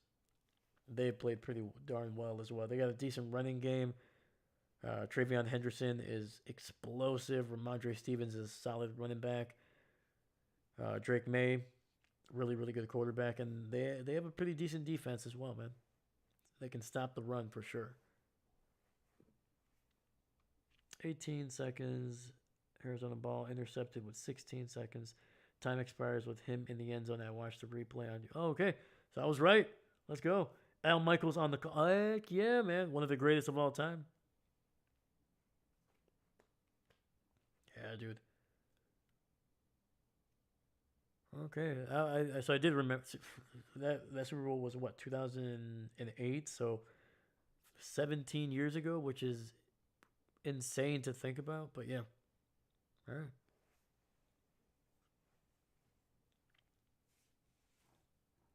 Yeah, I still remember too when the Cardinals took the lead. I think with God, what was it, like 3 minutes, maybe 4 minutes left in the fourth quarter. It was like basically a slant route. I think it was Fitzgerald on the right side took the slant route and then literally just split the safeties and just ran one of the like after the catch, dude. Like people forget just truly how fast Fitzgerald could be, and that was like the first time I was like, oh, there's like a second gear to this guy. Like it was wild, man. But yeah, that was another great play in that Super Bowl. But anyway, let's talk about this game here. Let's look at the stats here. Once again, only 6 points, two field goals, so it's not going to be a whole lot to talk about, but definitely something to look forward to. So for the Packers, Emmanuel Wilson the more effective of the running backs that they have. 6 carries, 38 yards, and averaging a little over 6 yards per carry. Josh, 9 for 27. Malik Willis, 4 for 18, including a 13-yarder. And Chris Brooks, 1 for 4 yards. Jordan Love, before exiting the game, he was 8 of 13, 77 yards, no touchdown, no picks. And Malik Willis right now, 1 for 3 for 6 yards. Romeo Doubs, leading receiver, 4 for 51. Josh Jacobs, 2 for 12. And everybody else has 1 catch for less than 10 yards. No sacks, no interceptions, no turnovers as of yet. And for Caleb Williams, 5 for 9, 65 yards, 0 touchdowns, 0 picks. Cal Menengai, 5 for 24. DeAndre Swift, 4 for 16. And Zacchaeus, 2 for 33. Jai Day Walker, 1 for 15. Colston Loveland, 1 for 14. And finally, Cal Menengai, 1 for 3. Packers with 178 yards of total offense. Chicago 126. Packers 13 first downs. Chicago 7. Chicago averaging actually more yards per play. They're averaging a little over 6 yards. Green Bay around 4.5. Neither team has really been effective on third down. Chicago 1 for 4. Green Bay 2 for 6. And right now, the Packers with 19 more offensive plays run than Chicago. Chicago does get the ball to start the second half. Chicago 5 penalties for 55 yards. Green Bay just 1 penalty for 5 yards. And Green Bay nearly has twice as much time of possession than the Chicago Bears.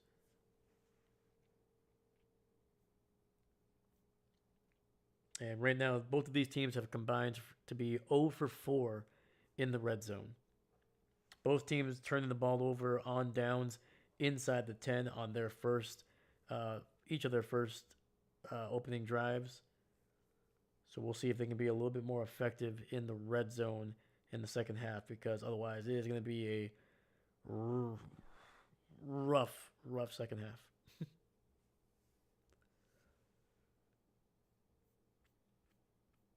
All right, looks like we're coming back in with the third quarter, man. Let's hope the Packers defense can keep it going.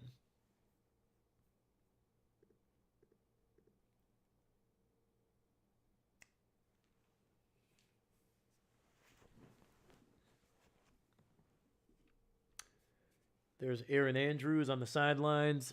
Jordan Love has been officially ruled out of this game. So it's going to be Malik Willis leading the Packers in the second half. This happened last year, man. Jordan Love started the second game against Chicago last year. I think it was week 17, so the second to last game. And what's the no? I think it might have been the last game of the season. That was also the game that Christian Watson tore his ACL. But yeah, Jordan did not play much or at all in that second half. Malik Willis struggled, got sacked quite a bit, ended up getting hurt in that one as well. And the Packers lost to the Chicago Bears for the first time in a while last year. And so they're going to try to see if they can hold them off again with another Jordan Love injury.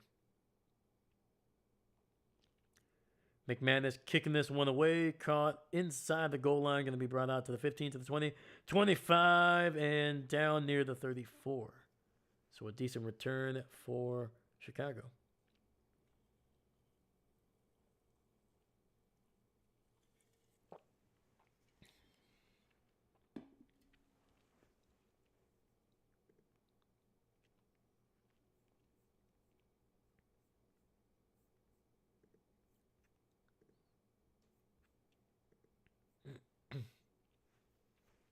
All right, 1st and 10, ball at the 34. Caleb under center. Tight end in motion, single back in the backfield. Oh, boom, there we go.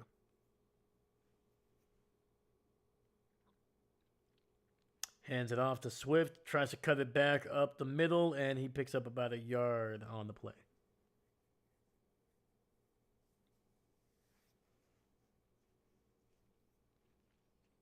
Got to give it to the Packers, man. Even without their best run defender in Devontae Wyatt, and arguably their actually not arguably, they're definitely their best defender in Micah Parsons, man. They've been really dang good on defense. 2nd and 9. Caleb in the shotgun, running back to his right. Tight end alone to the right side. Packers send the blitz up the middle. Get it out to Kyle Manengai, and he's to the 50, to the 45, 40, 35, and down near the 30 is the rookie out of Rutgers.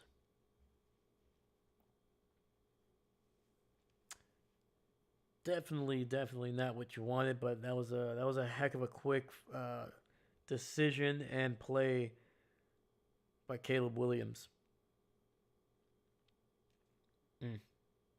Yeah, just nobody out there, man.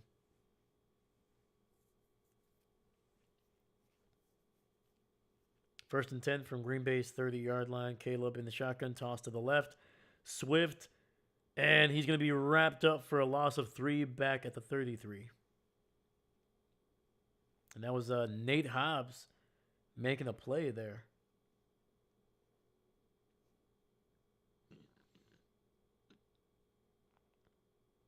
Yeah, Nate Hobbs was started the season as one of the Packers' top 2 corners. Ended up losing his starting job to Carrington Valentine about a month and a half ago. Also dealt with some injuries for the last month and a half. And Caleb with a play action. Looking, has time, throws over the middle, and the ball is nearly intercepted, broken up. Colston Loveland, the intended receiver, and that was Xavier McKinney. Nearly snatching that one, dude.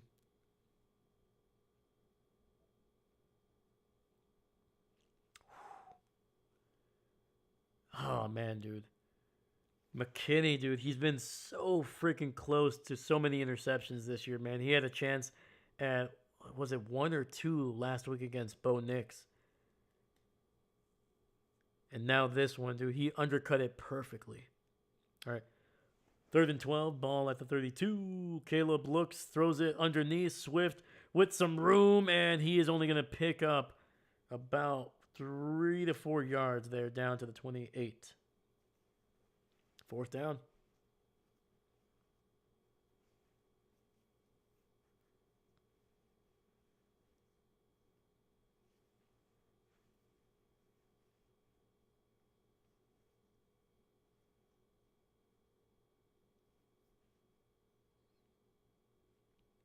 All right, so field goal attempt by Cairo Santos. This one I think is going to be, like a 46-yarder.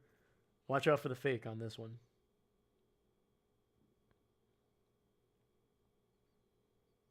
And the kick is good. That was a hell of a kick there by Cairo, man. You can tell he had to slice that bad boy hard to the left. And that thing looked, I mean, it was curving quick, and it just snuck inside that left upright, man. Was probably about less than a yard away from doinking out, man. All right. Chicago on the board for the first time tonight, man.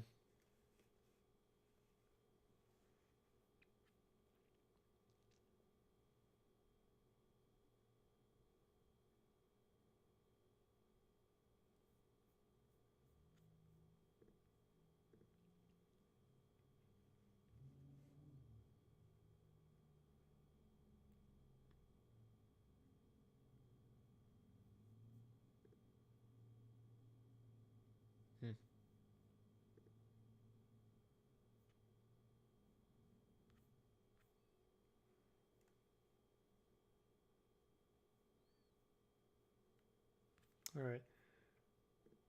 So let's talk about these teams defensively. And we talked about them offensively in the first half. So while we're on a commercial break here, we're not missing a thing. So starting with Green Bay there on the top left, they're giving up just 194 through the air, good for 8th in the NFL. The running game ranked exactly the same, 8th in the NFL, giving up 101. Actually, they're giving up 100.5, but rounding up here. This defense has struggled all season long to create turnovers. They literally, I think they only had one turnover in the first month and a half of the season.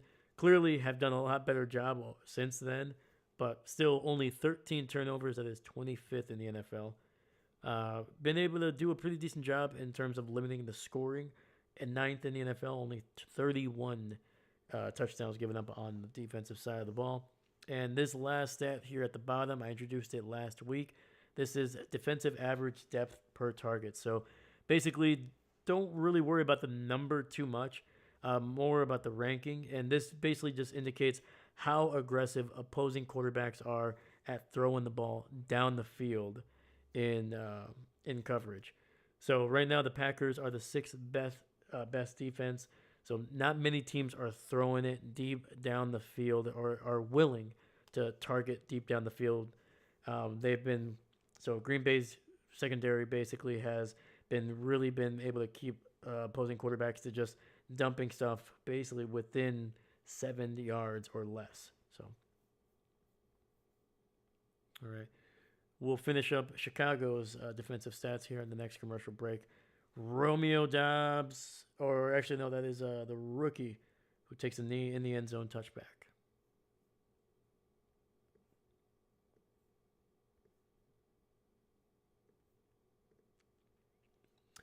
Dakota Martin, what's going on, brother? Dakota, what's going on? The refs looking like they aren't helping the Packers. It's like they're not even hiding it at this point. Terrible refs. Hey, man, to be fair, I made a little extra money during the holiday season, and so I sent that to the referees as a Venmo payment just to help us out. I'm sorry, man. I couldn't help myself, Dakota. But Dakota, how you doing, brother? It's good to see you, man. Malik in the shotgun, play action, throws to the right side, has a wide open tight end, and is going to be in Chicago territory down to the 39. That is Lucas Musgrave. Look at that.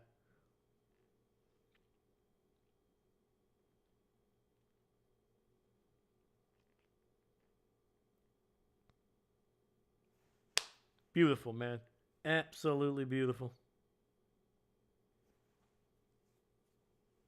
1st and 10, ball at the 39. Malik in the shotgun, running back to his left. 2 receivers stacked up on the right side. Pitch to the left, and Josh patiently waiting for the hole to develop. It never really does. Picks up about 3 there.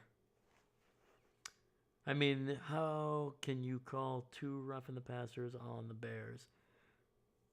I mean, be honest. That one that knocked Jordan Love, that definitely is roughing the passer.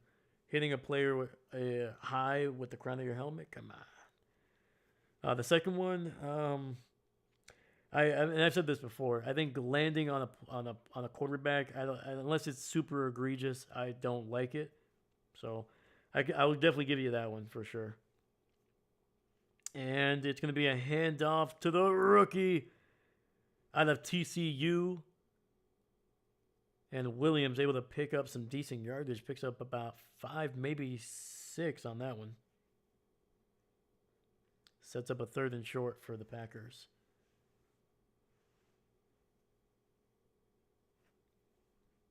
Jordan Love put his head down first.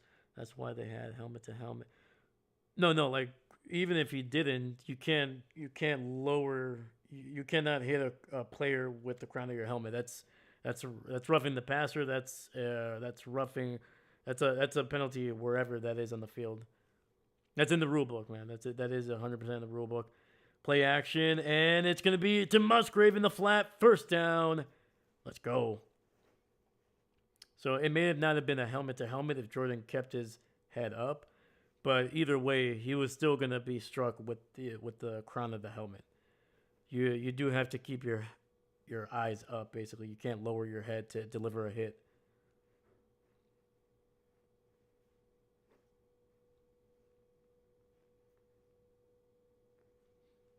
All right. 1st and 10, ball at the 25. Malik in the shotgun, running back to his left. Has time and gets away from a sack, trying to find somebody.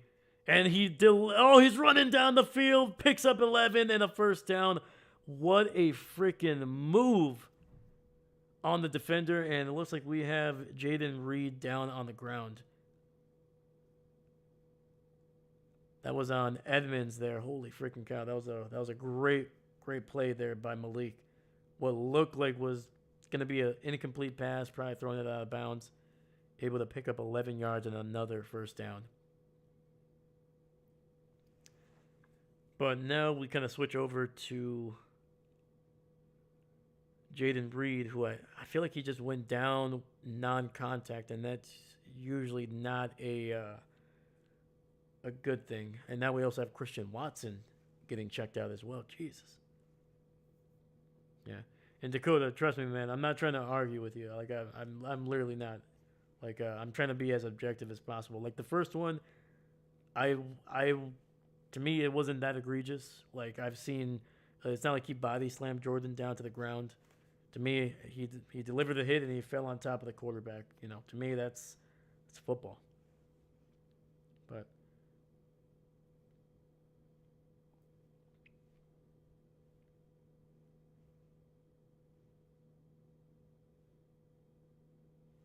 let me see if there's any updates here on Twitter.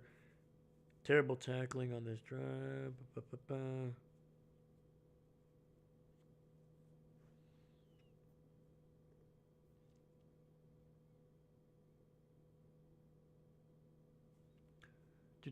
David, what are the chances there is some cramping with one of these? I'm hoping that's what it is, man. Because like usually when you see a player go down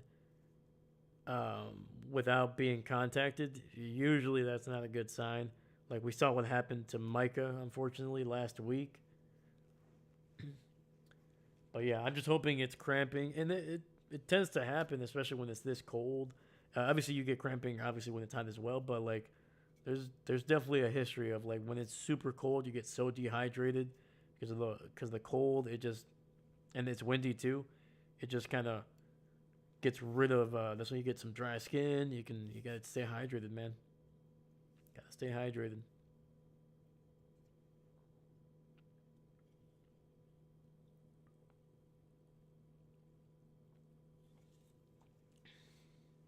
All right. So the good news is both Watson and Reed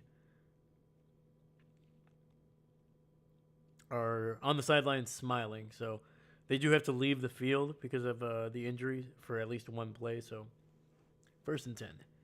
Ball at the 14-yard line. Malik under center, single back in the backfield.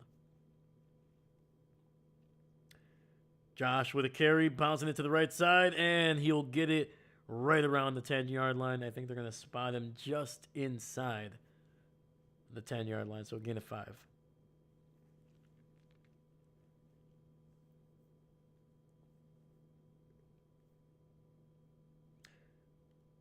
Yeah, so neither Watson nor Jaden Reed went into the blue tent, so might have been just a little bit of a bump, maybe some cramping. Yep.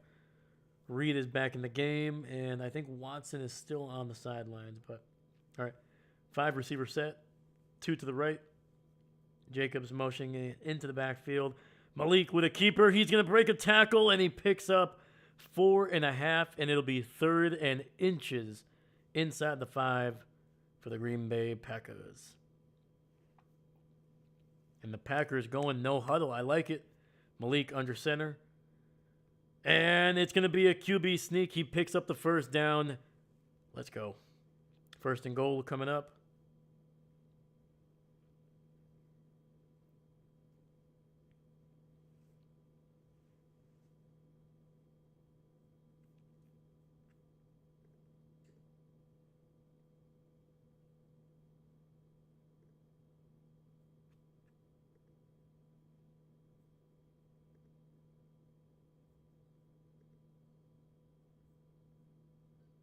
Let's go, man. We got 5 people watching right now, man. I appreciate you guys. Thank you. All right, 1st and goal from the 4. Malik under center. Hands it off to Jacobs, and he keeps the legs turning a little bit. Picks up about a yard or two. There might have been a fumble on the freaking play.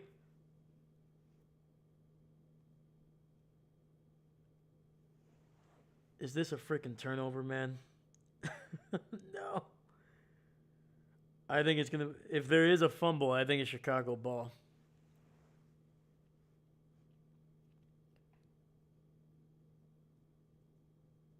Deshaun Wright, I think, ripped it out of Jacobs' hands.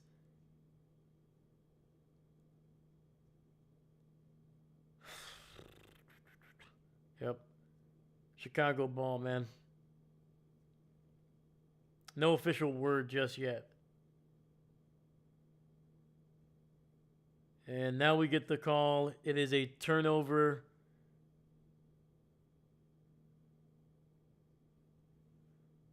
I cannot freaking believe that they freaking fumbled the ball. Inside the 5, too.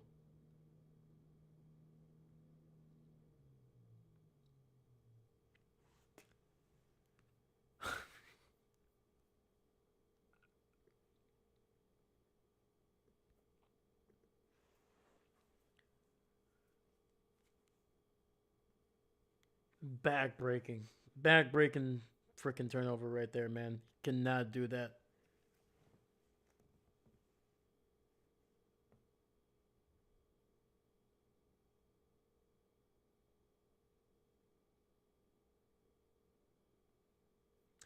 But yeah, that was Tremaine Edmonds with the recovery.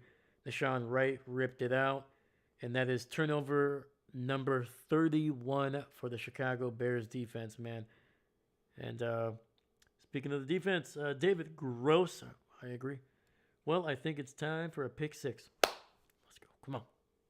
Come on. All right. Well, speaking of Chicago's defense, let's talk about their highlights here. We're on a commercial break. We're not missing a thing. So, starting at the top right here, bam, they are giving up 219 through the air. Good for 18th in the NFL.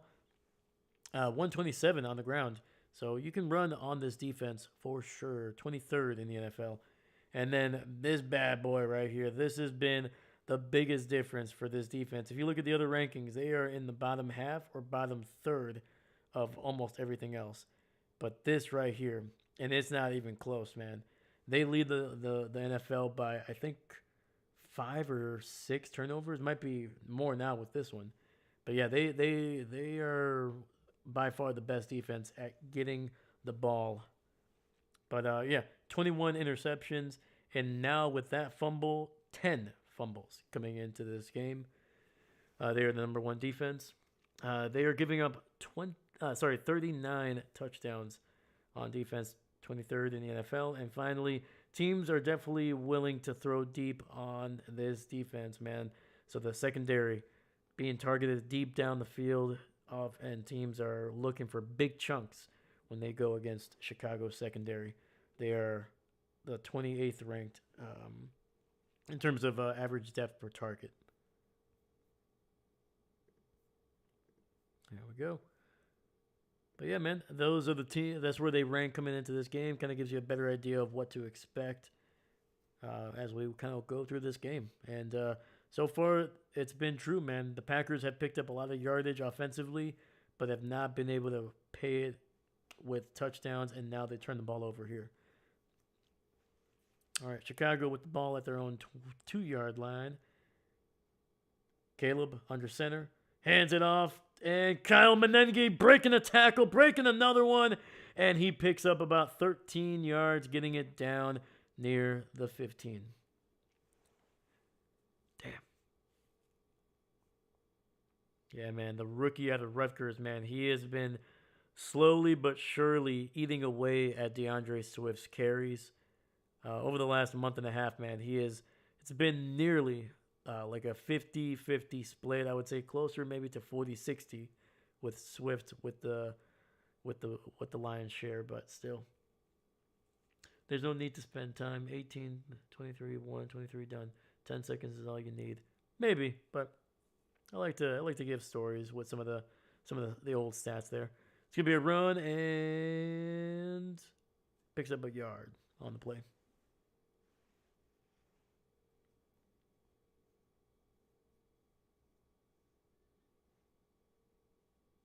Plus, with how many commercials the NFL likes to kind of rip into this one, it's nice to be able to use almost an entire one just talking about the numbers.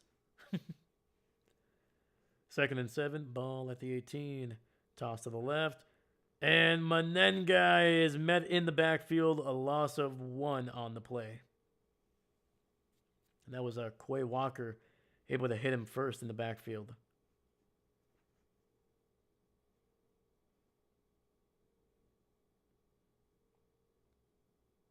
Just knifing through, man.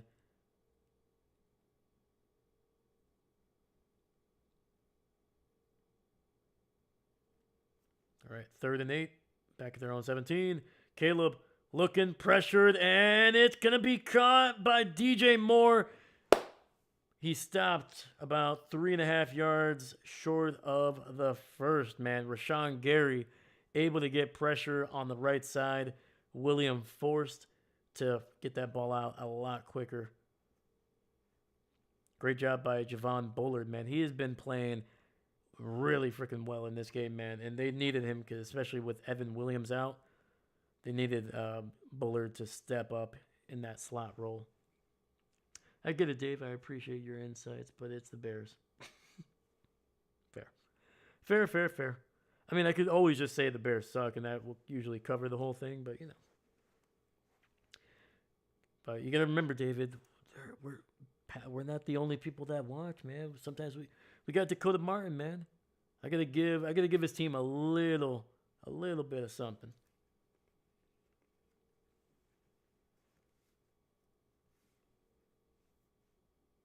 All right.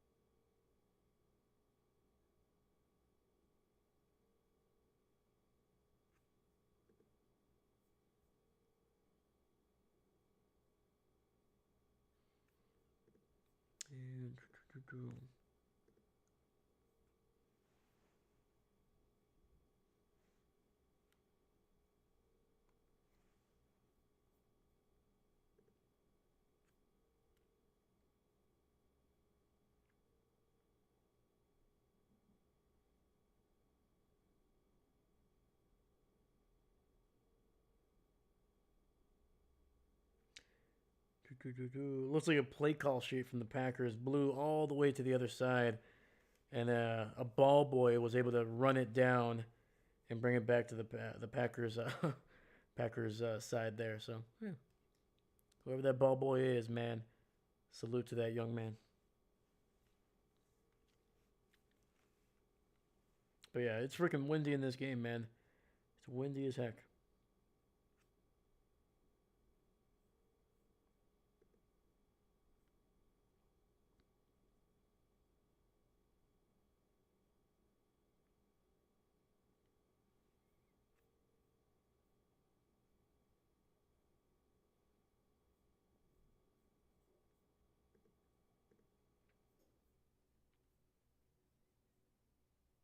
All right, looks like we're coming back from the commercial break here.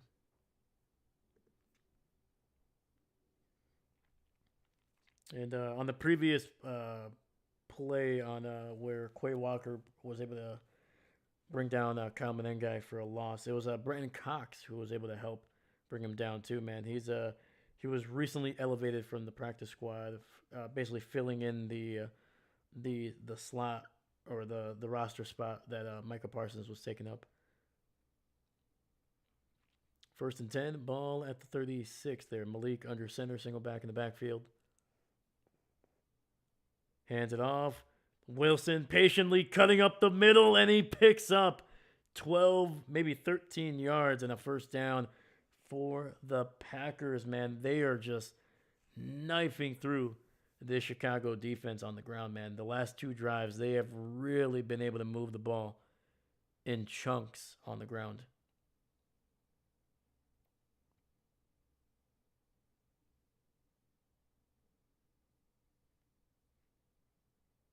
First and 10, ball at the 48. Malik under center. Single back in the backfield. Jaden Reed gets the handoff, end around to the right side, and he picks up about 5 yards, getting it in Chicago territory.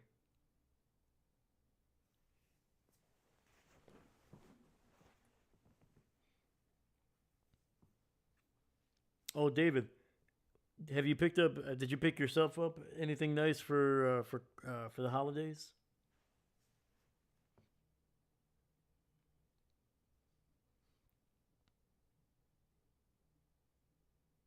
All right, 2nd and 4, ball near the 46 of Chicago. Malik in the shotgun. And looks like there's going to be a false start on the Packers here. Nah, what you want, man. You gotta stay in rhythm, stay ahead of the chains, man. Damn it.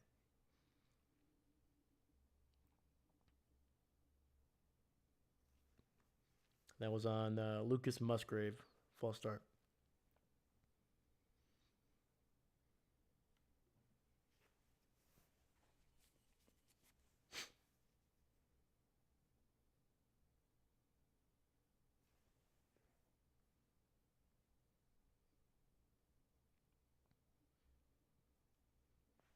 All right, we got 2nd and 9. Malik under center.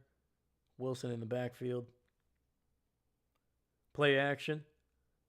Throws to the right, and it's going to be caught. Christian Watson picking up a first down. Gain of 10 for the Packers, man. I like that they're keeping Malik in rhythm, man. Give him, basically what they're doing is this side of the field, read it. If it's there, great. If not, take off and run, basically. Or just throw it away.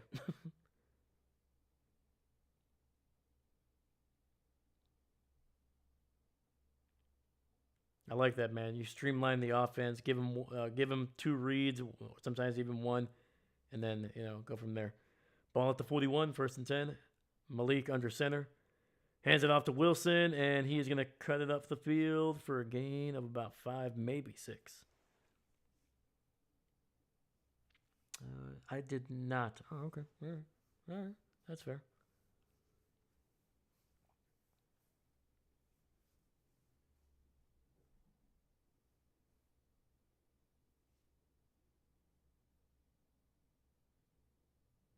Dude, the amount of garbage that is like flying through the field is hilarious.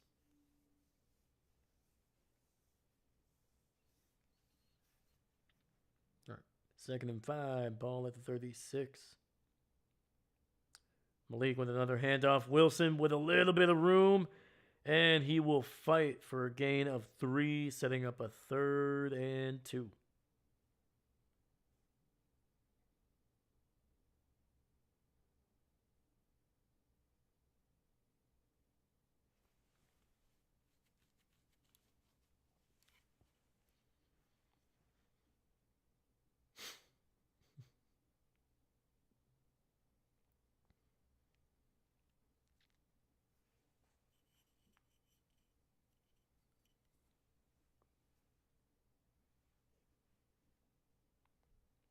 All right, we got 3rd and 2. 4 receiver set. Malik in the shotgun, running back to his right. He's got Romeo. Touchdown! Down the left sideline. Let's freaking go, man. Romeo just beat his man, had 2 steps on him, and Malik perfectly throwing it down the field in stride. That was one of the best throws I've seen in a long time, man. That was perfect. Literally, you could not have handed the ball to him any better. Hell yeah, man.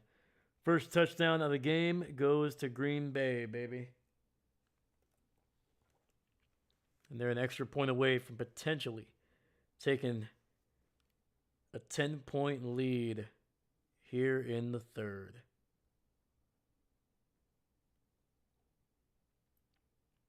I might have to switch over to YouTube TV, man, because right now my signal is all jacked up. I can barely see the play, but luckily I was able to catch enough of that throw down the field. Dahlia, woohoo! Go Pack, go! Absolutely, man. Okay.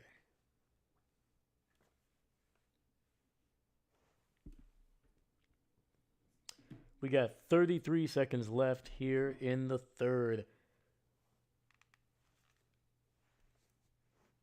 It's a decent chance the Packers will take a 10-point lead heading into the fourth.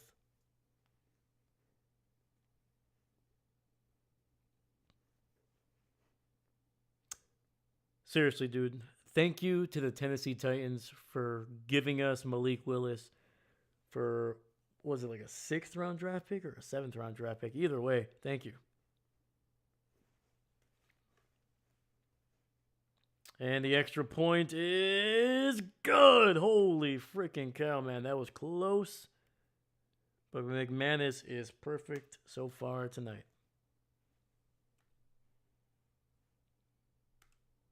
Green Bay, 10-point lead with 33 seconds left in the third, baby.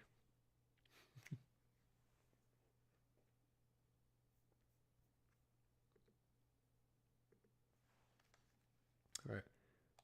We're switching over here to YouTube, man, because I gotta find some consistency with the stream with the video quality here.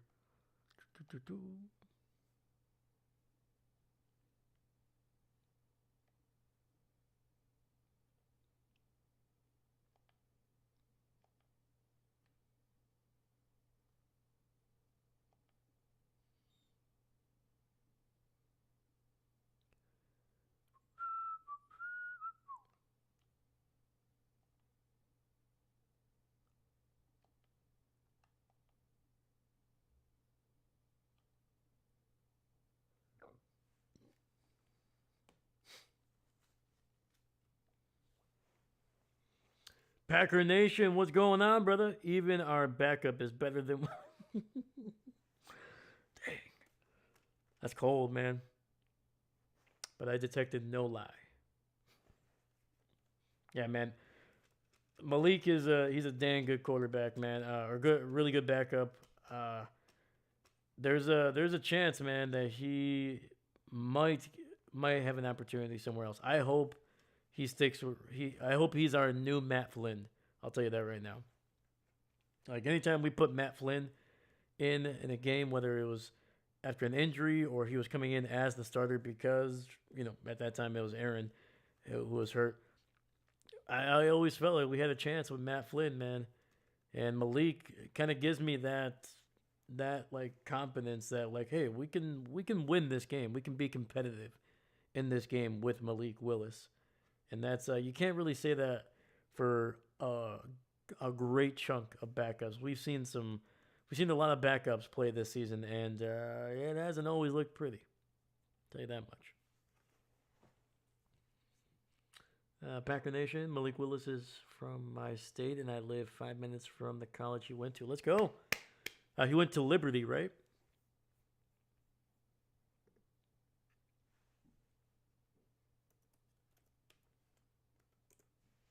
Double checking here. Yeah, the Auburn Tigers and then the Liberty Flames. Hopefully, Love isn't out for too long. Yeah, I agreed.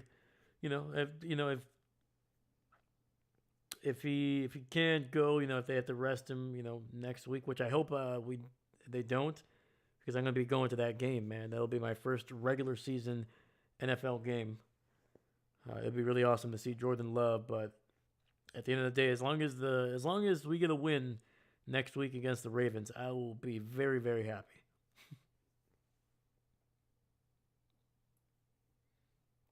Yeah, but most importantly, I hope Jordan is okay. Hopefully, there's no like major effects because of the concussion. And it's going to be returned back at the 30. There is a flag. That Bears player hit him dirty both plays. I think the first one, like, I really don't think he was intentionally trying to, like, hurt him. I think he was just trying to make sure he brought him down and he landed on top of him. The second one, again, Do I think he was trying to hit him high with the crown of his helmet? No, but he did. And that you can, it doesn't matter if it's the quarterback or the or receiver or even a running back. Really, you can't as a defender you can't lower your head and deliver a blow with the crown of your helmet. That's going to be called every single time.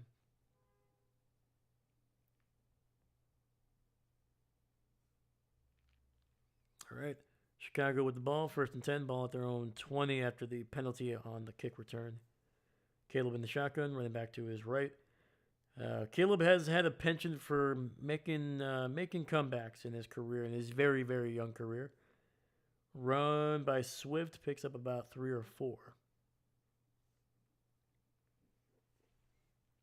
So yeah, like I said, Green Bay needed to score 2 touchdowns in the second half for me to feel comfortable like it was going to be a win. And that'll be the final play of the third, 2nd and 6, when we come back from the commercial break.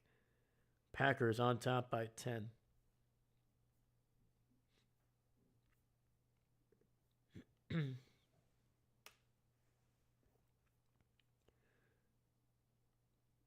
But Packer Nation, man, how's your holiday going, my dude?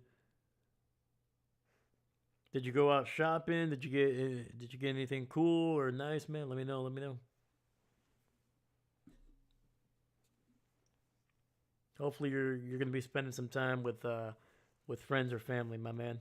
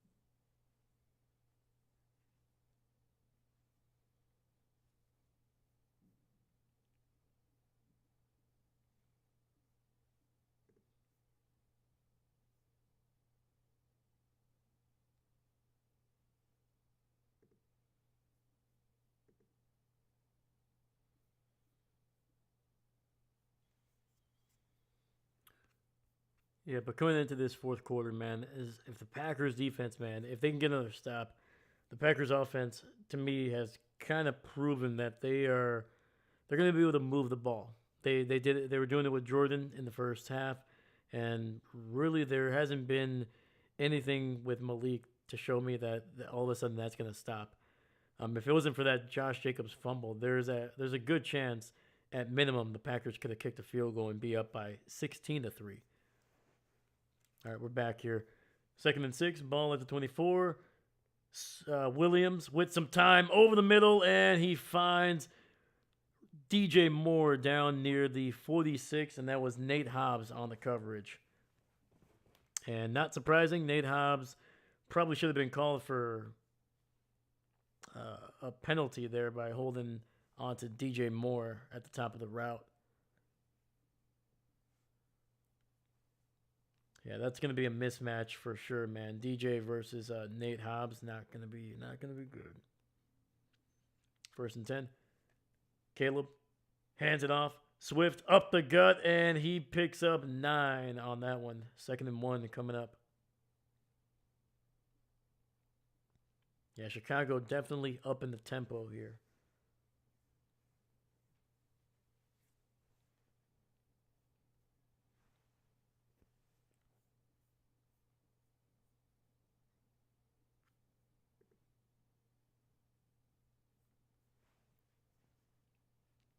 All right, Williams under center, tight end in motion, single back in the backfield.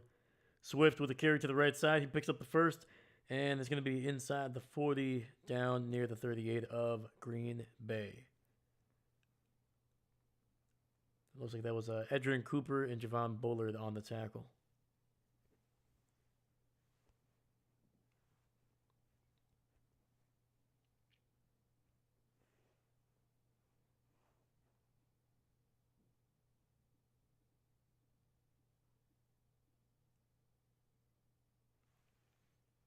First and 10.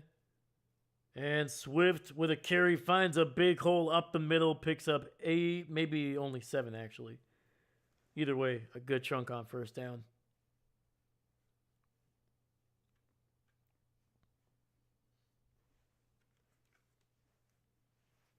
And I think it is slightly by design, but I think the Chicago Bears are adjusting pretty well. They were trying to run it with the rookie. They were trying to run with some power. It hasn't been working. Swift is definitely a more of a one cut and go kind of back.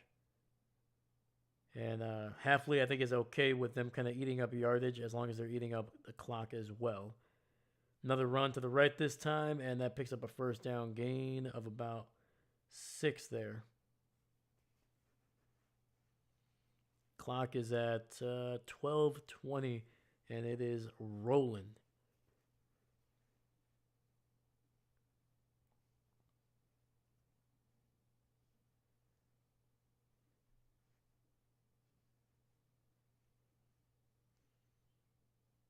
All right, first and 10 from the 24 of Green Bay here.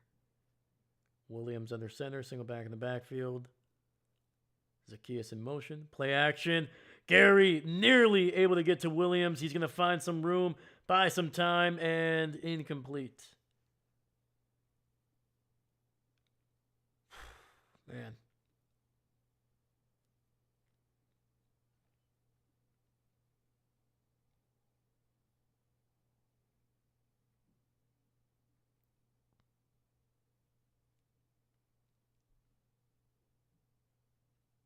Yeah, so far, Williams, 15 dropbacks, no sacks, but they've been able to get pressure on him 6 times on those 15 dropbacks. Second and 10. Williams under center. Hands it off to Swift, and he is wrapped up after just a gain of 1 down to the 23. And that's one of the newer members of the active roster. Where is he? Where is he? I just saw him.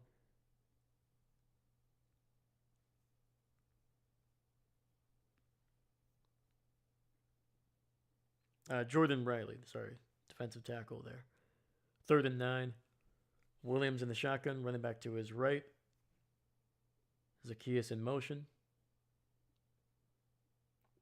Packers showing a lot of pressure, man. They got 6 guys on the line. They send 6. Williams has to just float one out there, and he was in the pocket, was nowhere near a receiver, man. They might get him for a flag, and they are. It's going to be intentional grounding. Never got out of the pocket, and the nearest receiver was probably like 15 yards away.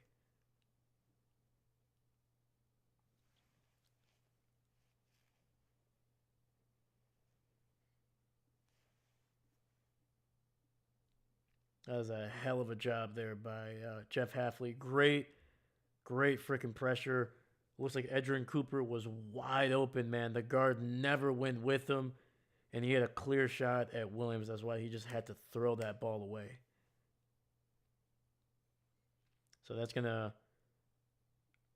cost him 10 yards on the field goal here.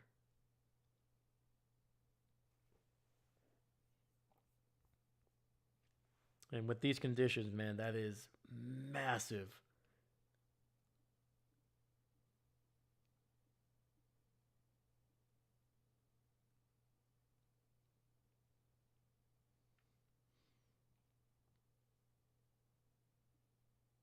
Dude, those field goal posts, man, they are just swaying.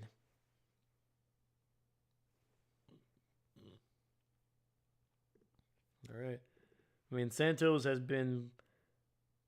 I don't think he's missed a single field goal against Green Bay for the last like 2 years, I feel like. This one from 51 yards out. He was good from 46.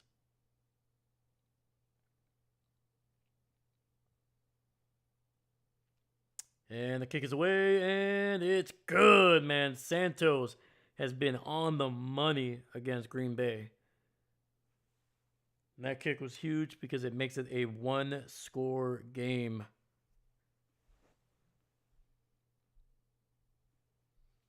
We got 10:52 left in the game. And if the Packers can get a touchdown here, they will. That could ice the game here, especially if they can get a nice long drive going.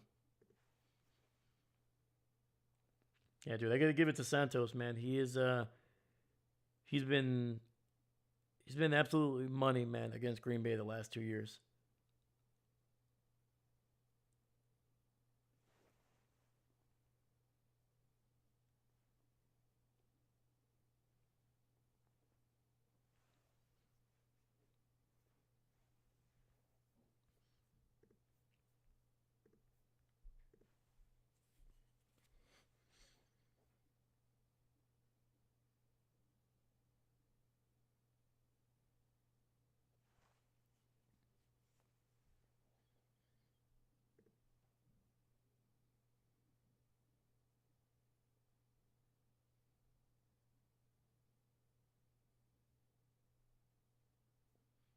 Trying to see here.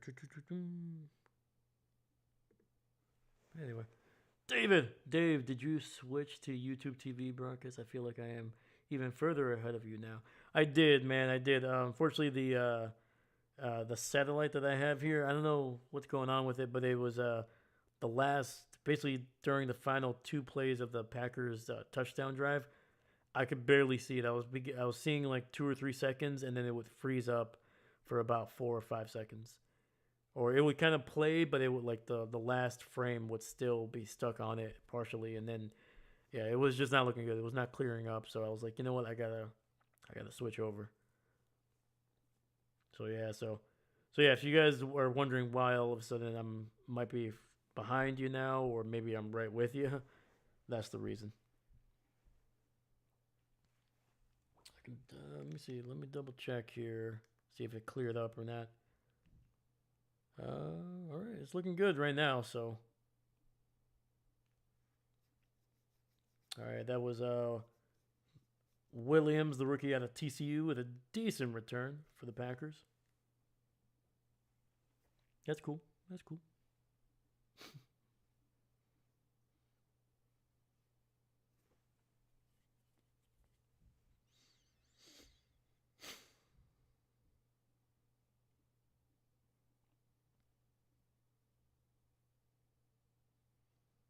Yeah, right now the wind 24 miles per hour, man. Holy cow! 1st and 10. Malik under center, little play action, running, and he's gonna pick up about 4. Oh, there should be a flag. Come on. Yep, there it is. It's gonna be on Brisker. Come on, Brisker, dude. And I'm not like, again, that's great for my team, but you can't make dumb decisions like that. He clearly was sliding. He was already on the ground, and then you not only do you hit him, but you throw an elbow to his helmet there. Come on, man.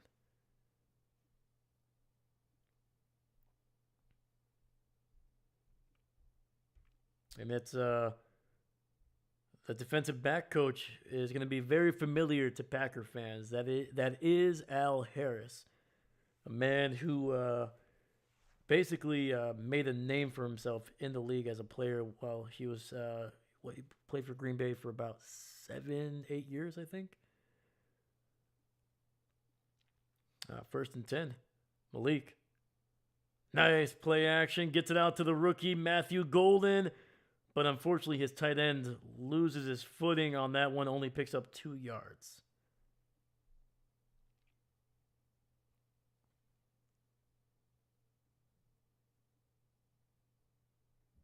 Oh, no. There's another injury. This one that looks like it's Fitzpatrick, who doesn't look good.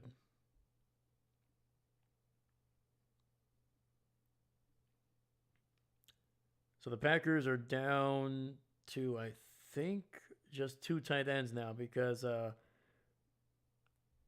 Josh Wiley, the third tight end on the depth chart, he is out with a concussion.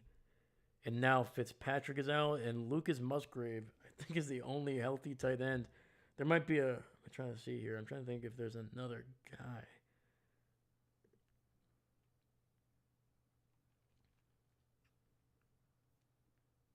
They do have McKellen Castles, but he is on the practice squad. I don't know if he was elevated for this game. They do have Drake Danby, who also on the practice squad. Either way, not a good sign, man. The Packers are losing players left and right in this game.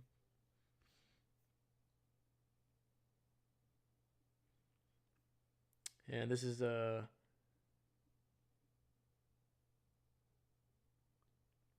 according to Wendell FP at on Twitter. He's a Packers beat writer. Fitzpatrick is down, and it doesn't look good. Lucas Musgrave is the only active tight end in this game now. Okay. Packers are not going to be able to run any 2 tight end sets unless they want to use some of their receivers as tight ends.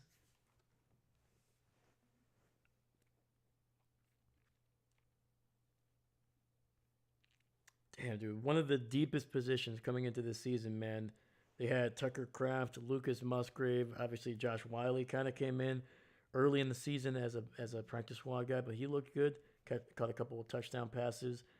Fitzpatrick is a holdover from last year. They picked him up out of Atlanta's practice squad, and they were high on him.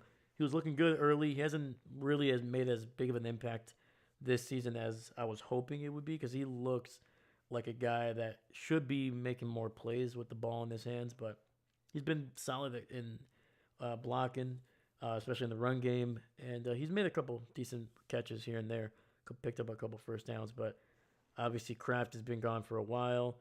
They lost Josh Wiley, and now, as of right now, they're showing that John Fitzpatrick is being carted off the field. Yeah, basically non-contact injury. Jesus, man. All right, we got 9:50 on the clock. Clock is running. 2nd and 8, ball at Chicago's 42. All right, Malik under center, single back in the backfield, 2 receivers stacked up on the right. Play action. Looking, still looking. He's going to try to run. He does. And he slides, but I think he slid just before he crossed the first down marker. No flags. Dude, Malik is a Malik is a heck of a player, man. Like this is some high quarterback play.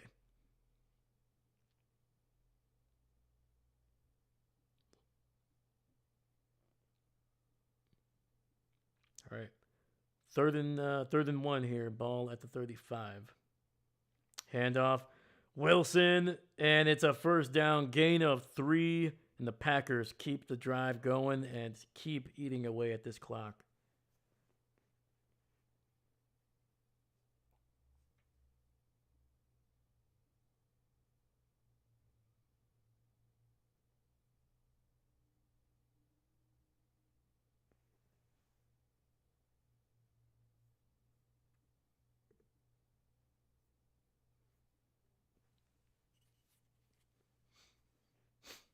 First and 10. Ball at the 32. Malik under center, single back in the backfield. Handoff to Wilson, cuts it back up the middle, and is able to find about 3 or 4 yards.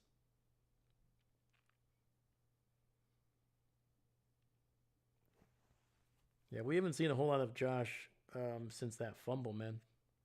But Emmanuel Wilson has been really damn good.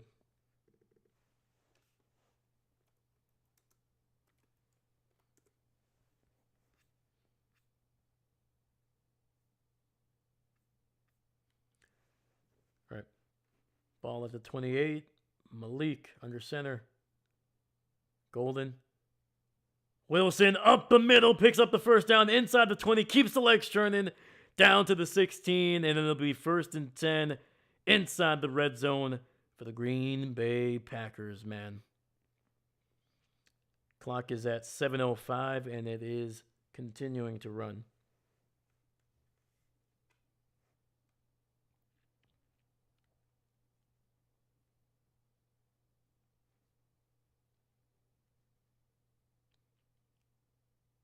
Yeah, man. Wilson, once again, with just one cut and then just goes right up the middle, man. All right, 1st and 10. Malik in the shotgun, running back to his right. It's going to be a nice little end around to Jaden Reed. He's got a lead blocker, but is only able to pick up about a yard or two. It's going to be somewhere around the 15.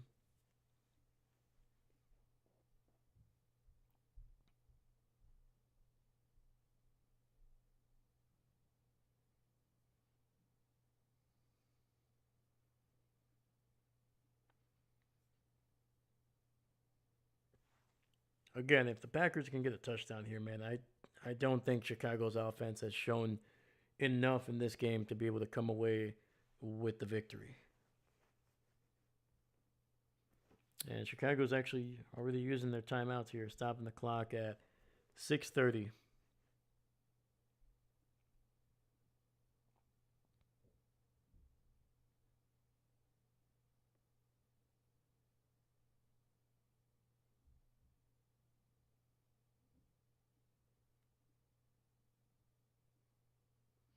All right, Malik under center, ball at the 14.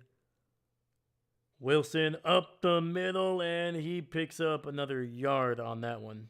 3rd and 7.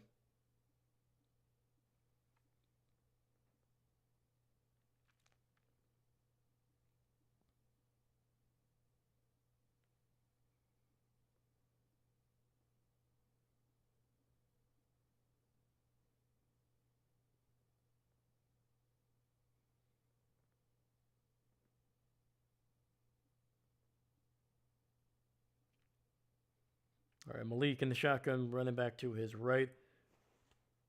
3 receivers on that left side, man. Just don't turn the ball over. We're in field goal range. Can make it a 2-possession lead. Gets it out to Reed, and he picks up about 3, maybe 4 yards. But it'll be 4th and 2.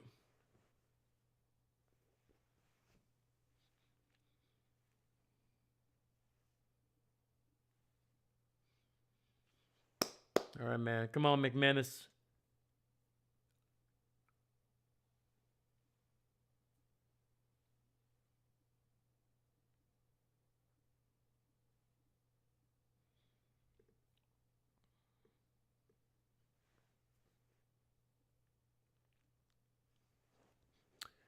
All right, this a 28-yard field goal attempt. And the kick is, Jesus. That was scary close, man, but it's good. It sneaks in on that left side, and the Packers retake a 2-possession lead.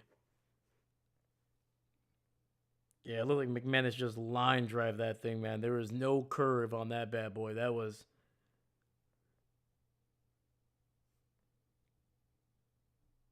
Yeah, that thing was predestined to be wherever it was going to be. It was either going to be good enough or it was going to stay true to the left and just miss.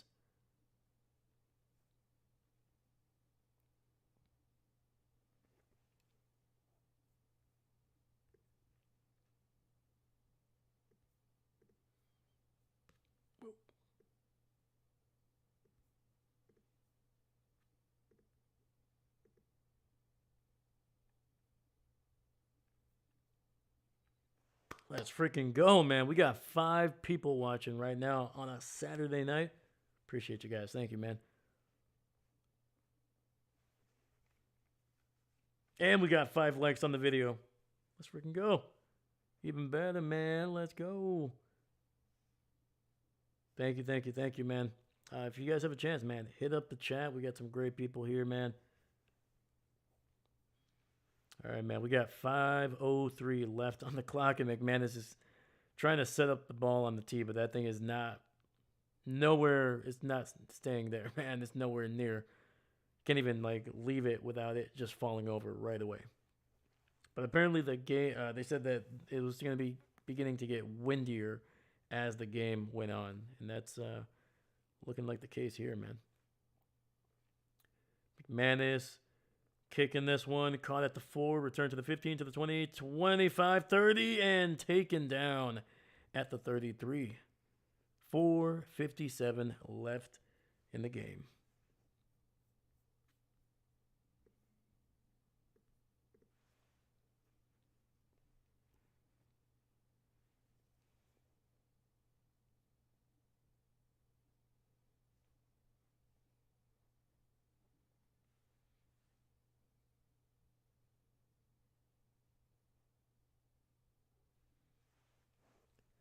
All right, 1st and 10. Caleb in the shotgun, running back to his right.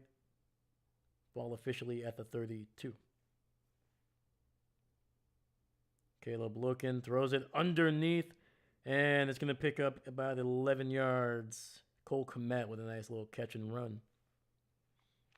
C-Strong! What's going on? Good morning, my man. How you doing? How you doing? Have you been watching the game, or are you just tuning in? Caleb with a little bit of pressure gets it out, and it's going to be dropped by Kyle Menengai. The only good thing is that it stops the clock for Chicago. 4:31 left, 2nd and 10.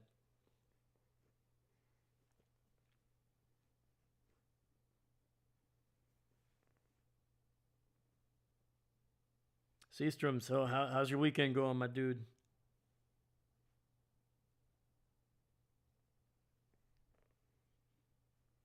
All right.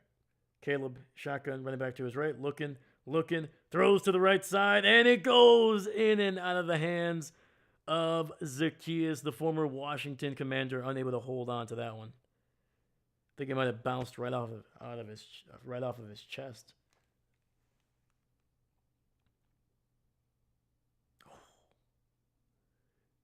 Yeah, I think it was a solid throw, man. Honestly, it was a pretty good throw by Williams in this weather. That's one Zacchaeus has to hold on to, man. That would have gotten them in Packer territory right around the 45, maybe the 40. 3rd and 10. Caleb looking. Pressure, is able to escape and picks up good yardage. He's going to be very close to a 1st down, and he is going to be in Packer territory. Clock is running. 4:08. And it looks like Matt LaFleur is going to challenge the spot of the ball. I feel like they gave him like maybe an extra yard, maybe an extra half a yard. Just tuning in, was previously watching Bake Off with my folks. Hey, heck yeah, man. Bake Off. I like it. Enjoying the time off. Break officially started. Let's go. Let's freaking go, man. Hey, man, you made it, brother. You made it.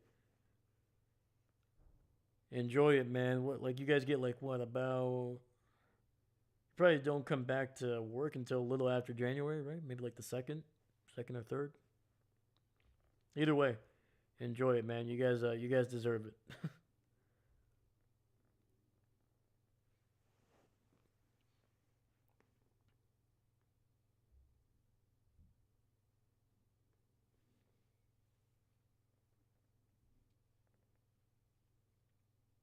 All right, so it looks like they are respotting the ball. 4:06 now. Clock is running. 4th and 1.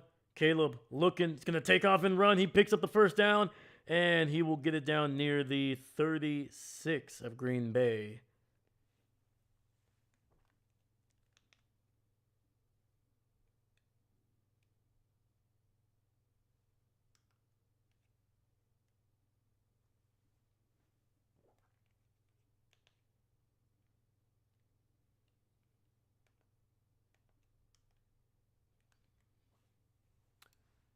Don't go back until the... Hey, let's go, man. Heck yeah, I'll be happy to know I picked the Pack to win this game. Heck yeah. Me too. All right. So sorry guys, I had to switch over to YouTube TV. Once again, the signal on my satellite is not working. All right, Caleb, 1st and 10, ball at the 36. Pressure, throws it away here. 2nd and 10, stops the clock at 3:32. Sorry, I'm really not trying to go back and forth. I'm going to keep it on YouTube TV. That way it's consistent for the final couple minutes of this game. And David Seastrom. Let's go.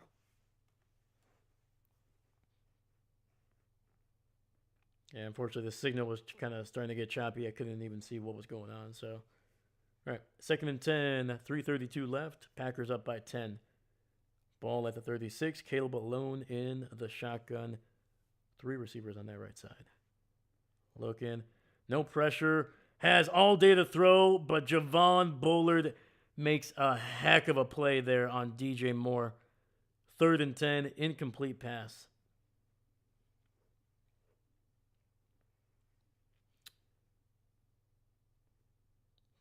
And Javon Bullard, to be honest with you, man, this is probably the best game I've seen out of him for sure this year. He had some really good games as a rookie last year. But dang, dude, he's really stepped up with Evan Williams out. 3rd and 10. Not a whole lot of pressure. They're forcing Williams to run. And there's a flag in the backfield. Williams is running, and he'll be picking up the 1st down, but I think they're going to be bringing this one back. And Williams hangs his head as he probably knows that's coming back. Yep, holding.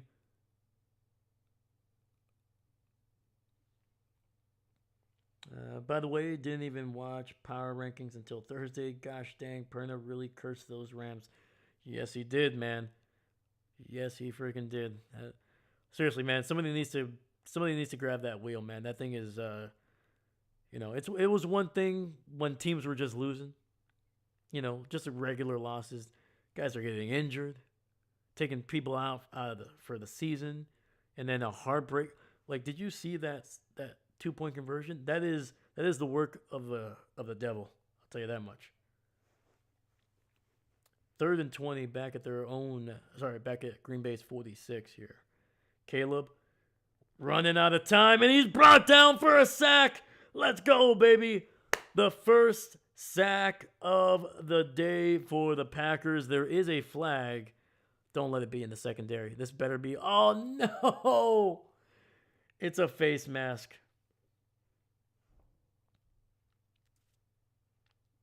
Dang it. And it's the rookie Brinson. So the sack will obviously not count. And that's an automatic 1st down. 3:07 left in the game. Damn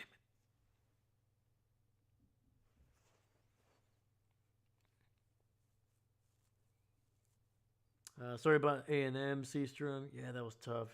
We were in it right up until the end. That's true, man. I mean, it was one of those games, man, where whoever probably scored the first touchdown or maybe, got to double digits was probably going to win that one, man. The defenses were looking good. Next year. Heck yeah, man. That's the best thing about sports.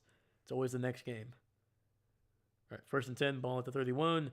Caleb throws to the right. He's got a man, and it's incomplete. He missed a wide open receiver there running towards the right sideline. That is, Caleb needs to hit him, man. That's the rookie Walker who had a really nice catch early on the opening drive for Chicago. I think he picked up about 15 yards. Could have had even a bigger play there. Would have gotten them inside the 15.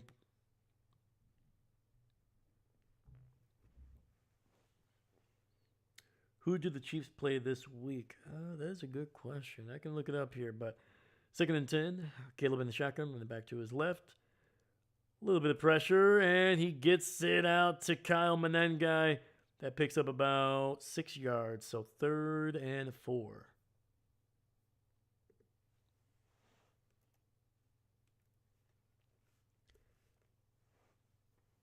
Quick throw, gets it out to his tight end, and he gets out of bounds. First down, there is a flag. That was Colston Loveland. The Chiefs play the Tennessee Titans. So, I know they got the Broncos on Christmas. Yep. Yeah, the Chiefs right now, they go up against the Tennessee Titans tomorrow. Oh, wow. It's going to be on Chicago. Illegal shift. So that'll wipe away the catch and a first down for Chicago, man. 2:44 left in the game.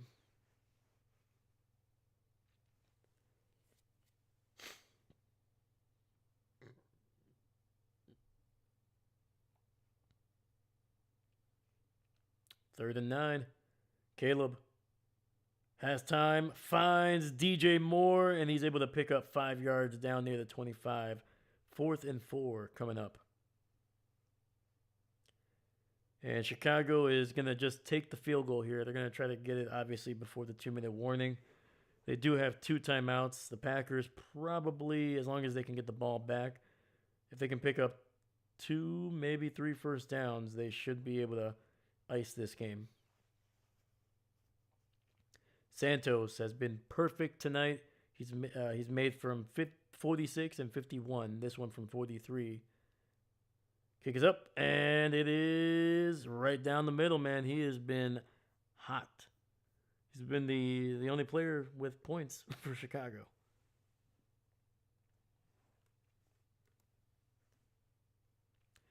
And they could not get it before the 2-minute warning. That is bad execution, man. There was at least 24 seconds by the time they made the decision to get the offense off the field. The fact that you could not get your special teams set in less than 24 seconds, that's not good, man. You got to be a lot more efficient.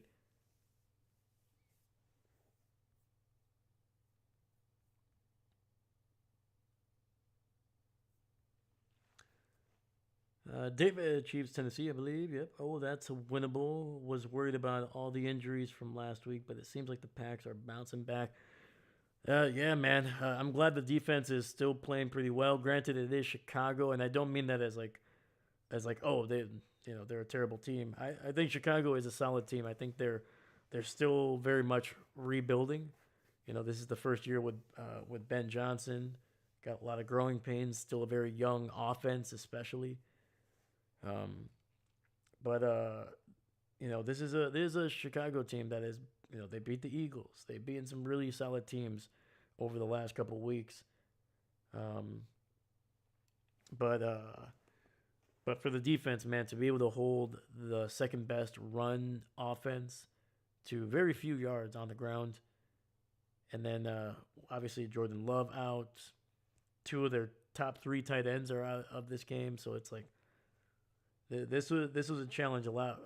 This is a big challenge for Matt LaFleur and this coaching staff, and right now they're doing the damn good job.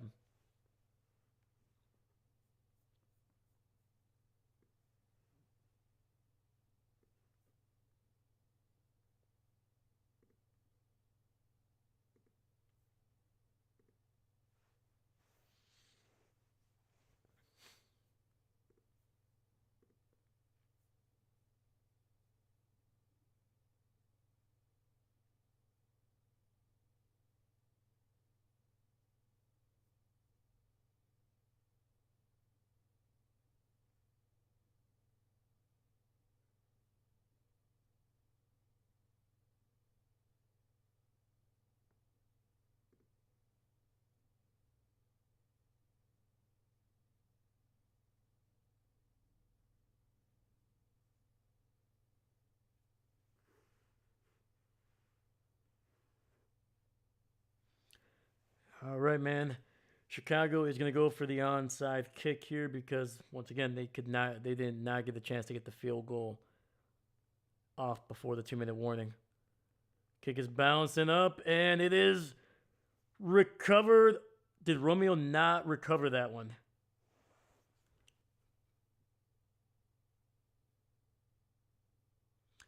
It's recovered by Chicago.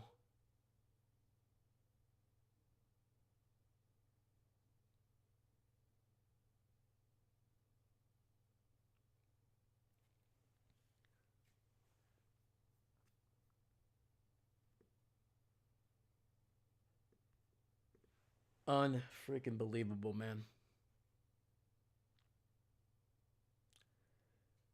And once again, he was looking at the Chicago Bears that were bearing. Just secure the catch, man. Just secure the freaking catch.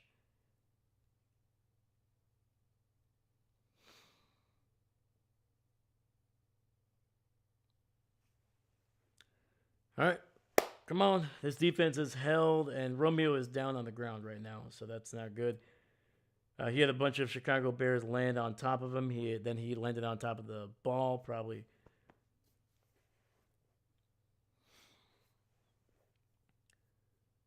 Unbelievable, man.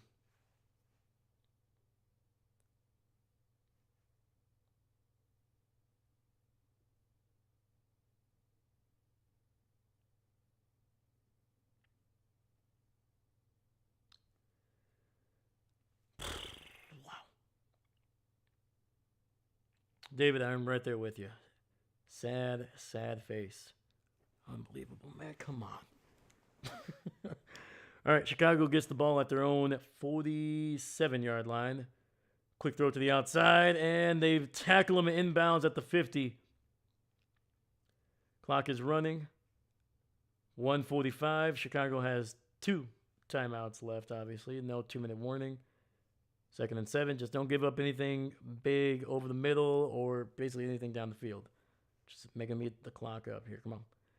2nd and 7. Quick throw. Gets it out to Colston Loveland. Picks up about 10 yards. Stays in bounds. Clock is going to continue to run. So pick 6, please. Open. Come on. Come on. Ball at the 40. Over the middle. Swift able to get away from Quay Walker. Picks up about 8 or 9 down near the 31. Chicago going to use their first timeout here. Or sorry, their second timeout, first on this drive. They're down to 1.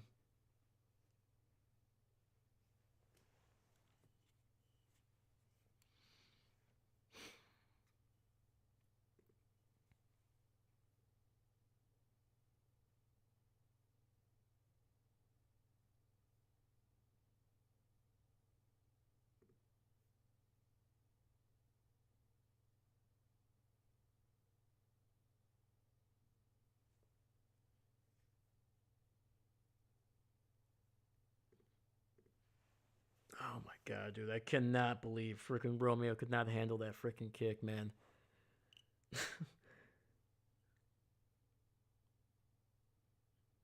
Literally one of the most reliable hands that we have on the freaking team. And he ends up looking at the rush instead of securing the catch.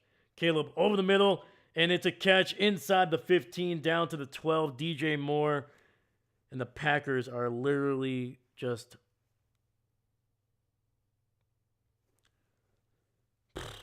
all right.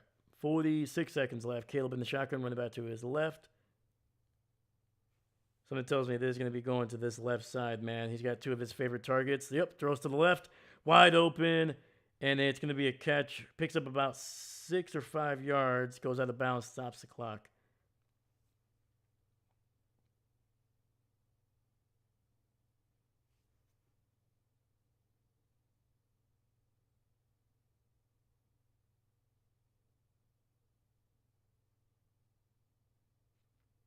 I think Caleb had a chance to get DJ Moore in the end zone there.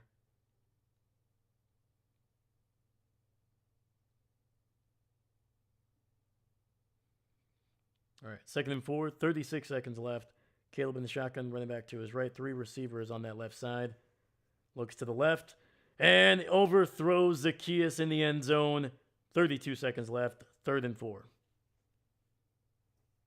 Yeah, time is not too much of a factor, especially because Chicago does have the one timeout here.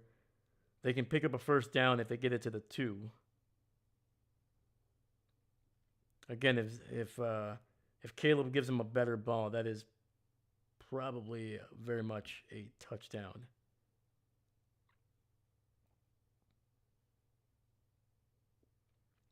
I don't like what's going on the left side here. Tight end, yep, over the middle. And throws it out of bounds. Actually doinks it off the field goal. And we got 4th and 4, 28 seconds left.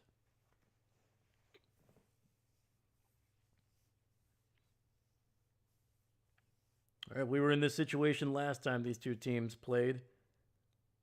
Caleb with a chance to potentially win it, if they go for 2. 4th and 4 with a chance, with a ball in his hands. Packers are giving up the middle of the field here. I'm expecting this one to go to the tight end or DJ Moore. Rush up, wide open, receiver in the back of the end zone. Keyshawn Nixon.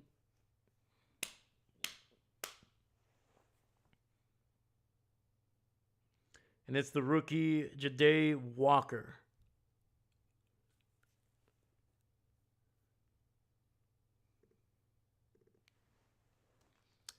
I'm kind of curious if Chicago decides to go for 2. It would not surprise me if they did.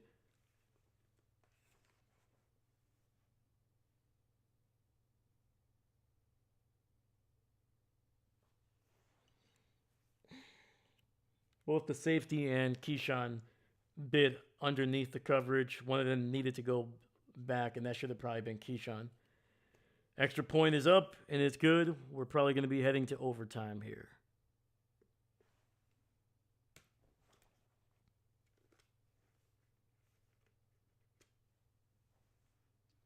24 seconds left. Green Bay does have all 3 of their timeouts, man.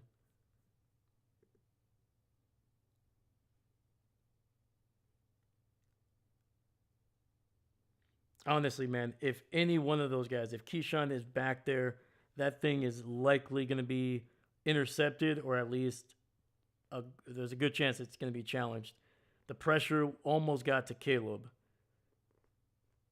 And because Walker was so wide open, Caleb literally just had to float it up to him.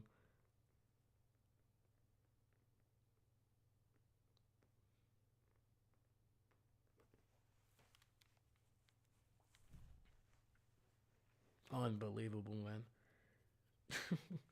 Onside kicks, man. Onside freaking kicks.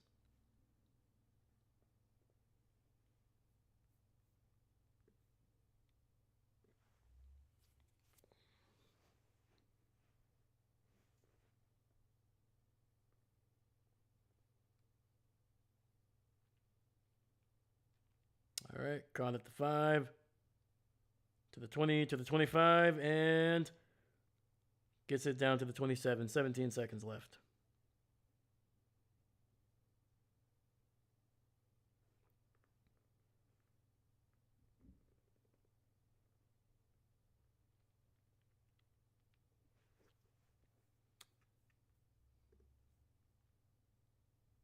Yeah, dude, to be honest with you, man, I'm not really liking Savion Williams on the return, man. Like early on in the season, he was just picking a lane and just running through it. Now it's very much like he's chopping his feet when his first, just cut and go. Just cut and go. All right, 1st and 10.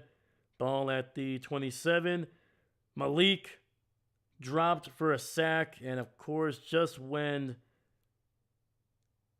the Packers' offensive line needed to give him time, they can't. And we're heading to overtime.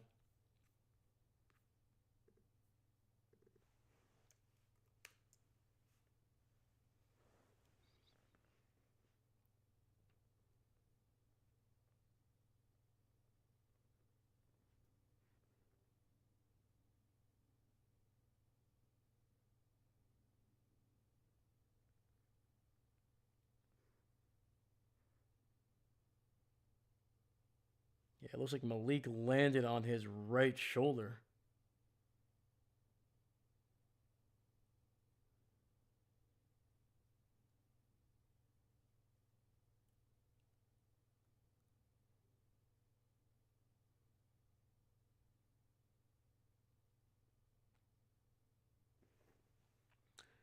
Let me see here. David, I reject your reality and substitute my own.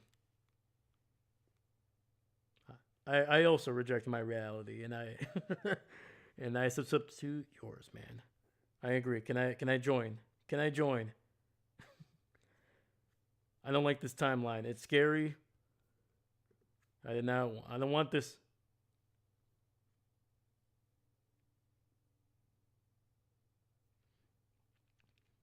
All right, Chicago wins the toss and they elect to kick it off to Green Bay. So once again, overtime rules in the regular season changed. I think what was it, last year or 2 years ago? Each team will have a chance at a possession regardless of what happens on the opening drive. It can be a field goal, it can be a touchdown for Green Bay, and Chicago will still have an opportunity to answer. Malik Willis looks like he is hurt. He's practicing a couple throws on the sidelines. I only saw him throw one, and it looked like he kind of was throwing it gingerly.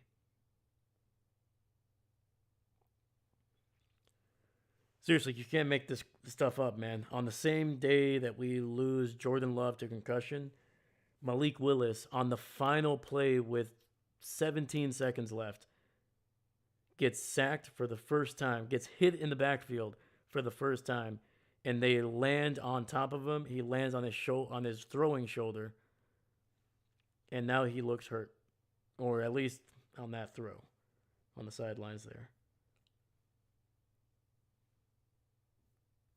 Oh boy. Alrighty. So OT, you get 2 timeouts. Dahlia. Okay, so I know I said it would be close, but this is not what I wanted. Right there with you. I'm right there with you. This is not what I signed up for.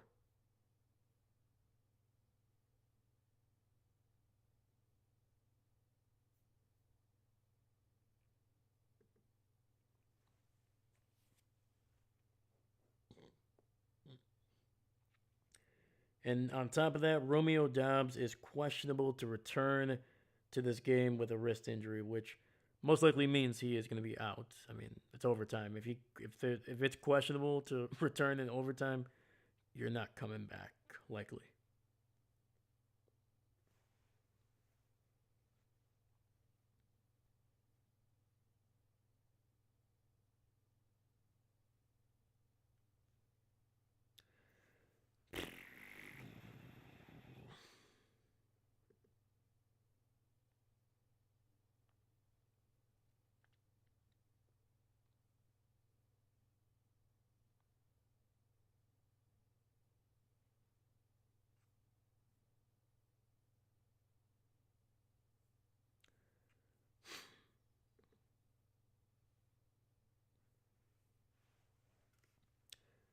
All right, Savion Williams,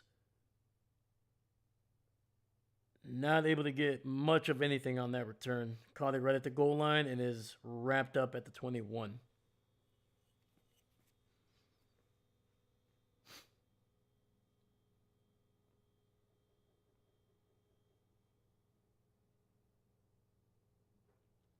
All right, let's see how Malik looks with that right shoulder.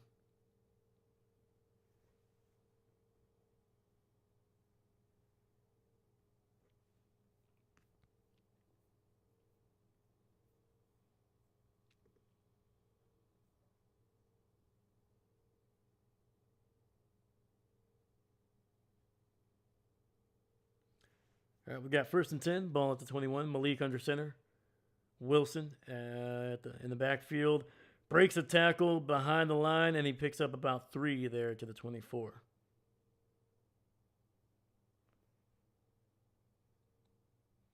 Christian Watson has been very, very quiet for the last. I don't think he caught a single pass in that 4th quarter.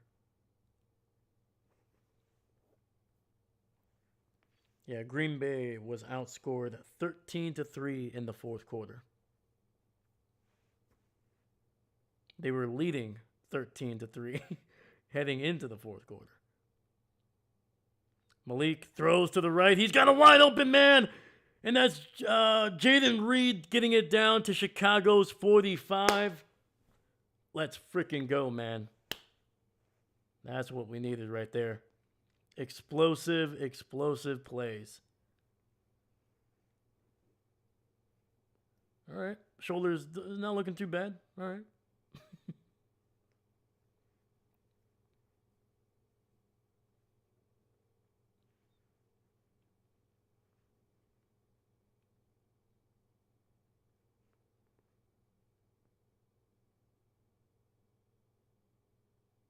First and 10, Malik in the shotgun. And it's going to be a nice little end around to Savion Williams, and he picks up 3 yards along the right sideline. Sorry, it was a handoff, not a little bit of end. It looked like an end around, basically.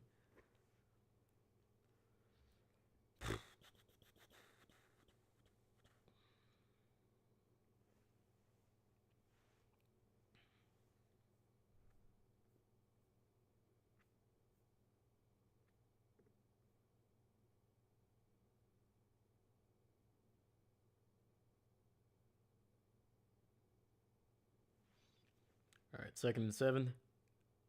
Ball at the 42. Malik in the shotgun, running back to his left. Throws quickly and gets it out to Dontavian Wicks. Picks up 6 out of the 7 that they needed. 3rd and 1 coming up.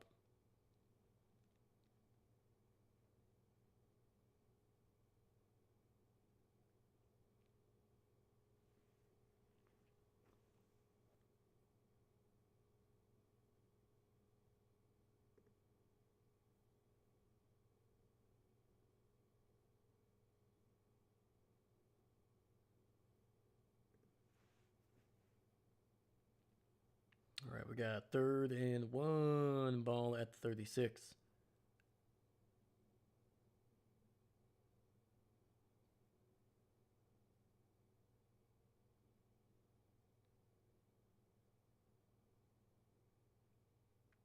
I think Green Bay is going to use one of their 2 timeouts here.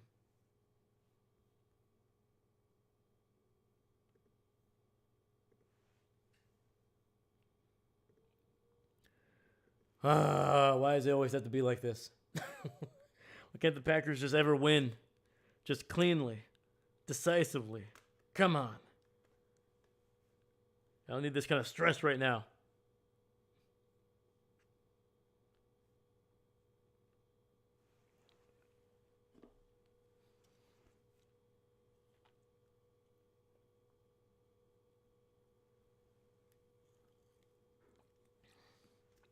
Literally, for 55 minutes, if not 56 minutes of this game, Matt LaFleur, Jeff Hafley were coaching circles around Chicago. And then they just fell apart. Malik running, takes a hit, and it's tackled right at the line of scrimmage. So 4th and 1 coming up. Well, you can't kick a field goal. This would be about a 54-yarder from here. So your best chance is to just go for it. Hope you get it. If you don't, well, you're going to give Chicago an opportunity to win this with just a field goal.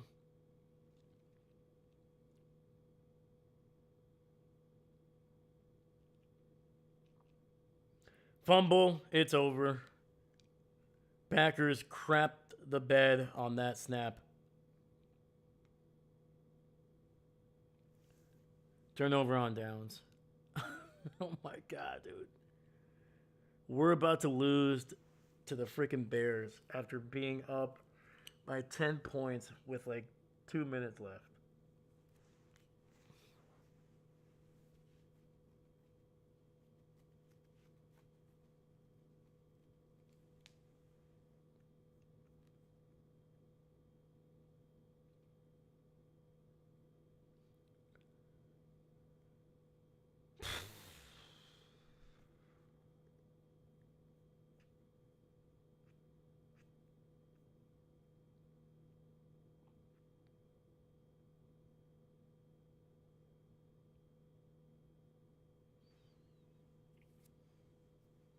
First and 10, ball at the 36. Caleb with a lot of time.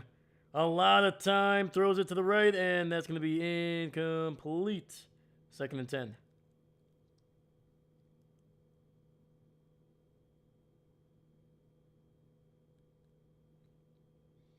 I guess the good news is we did it with a backup for a bunch of the game, but still. So, pick 6. Come on. We can do it. Come on, Caleb. Do it for the memes. Do it for the memes. Come on. All right. 2nd and 10. Caleb under center. Single back in the backfield. Hands it off to Swift. Cuts it up the middle here, and he's wrangled down by Quay Walker after a gain of 6.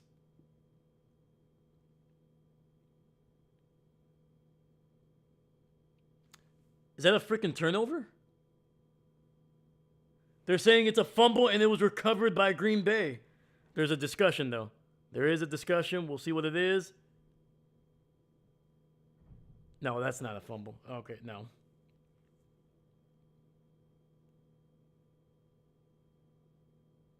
I have zero idea how they thought that was a fumble. Like, Swift was on his back and was well on his back for a long time. Yeah. I was just holding out hope. Please. No. 3rd and 3 for Chicago. It was not a fumble. Swift was well on his back. Kyle Menengai up the middle, picks up a first down in Green Bay territory. No one even comes close to tackling. He literally tripped over the turf. Otherwise, he's probably still running.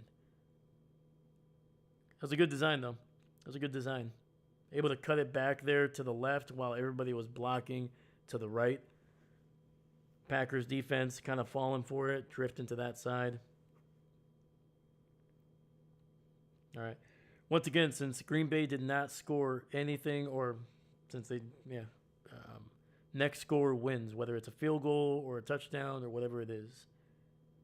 Ball at the 46, play action. Caleb throws it deep down the field, and it's caught. Touchdown, Chicago wins. DJ Moore with an incredible over-the-shoulder catch. I believe that was Keyshawn Nixon on the coverage. And the Packers, once again, crap the bed. And their chances of winning the division have dropped to nearly nothing. I think pretty sure Chicago would need to lose their final 2 games. And Green Bay would need to win their final 2 games for them to win the division. Green Bay outscored 19-3 after taking a 13-3 lead in the 4th quarter. Honestly, they probably could have gotten Keyshawn for pass interference. All right. Wow. Well, that's not what I wanted for my for Christmas.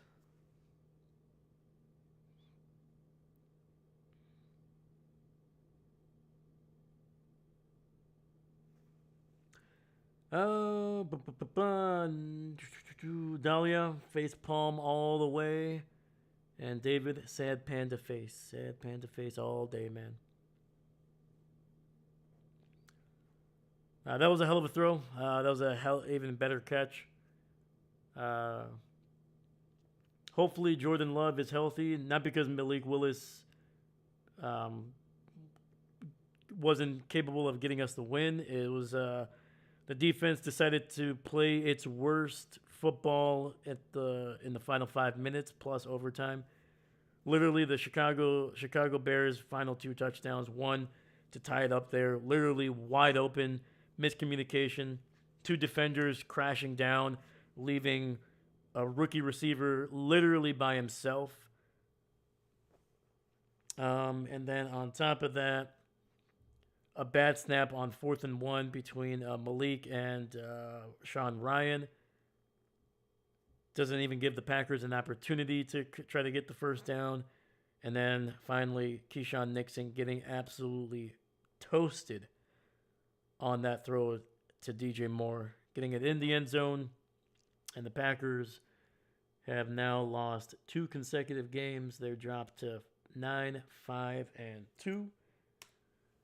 They're going to need to win either their final 2 games, or they're going to need to be able to split them and hope Detroit loses at least one of their games if they do not want to miss the playoffs. Yeah. Green Bay has not secured the playoff spot.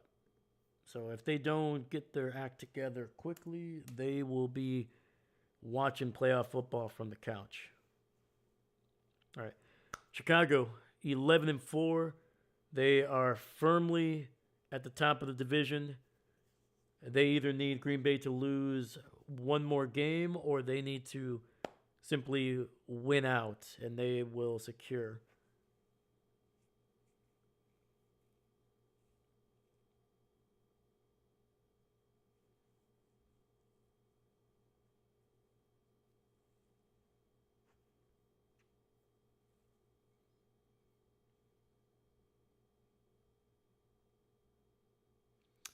Delia 9-5-1, not 2 at the. Did I say 2? My bad.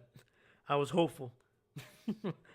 I was just being hopeful. I was like, you know what, man, I'd take a tie right now.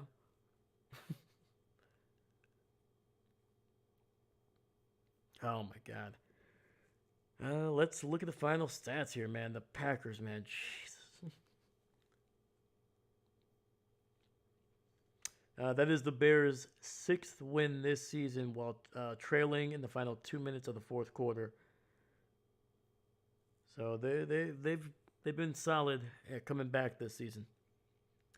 Such a weird year in football, 100%.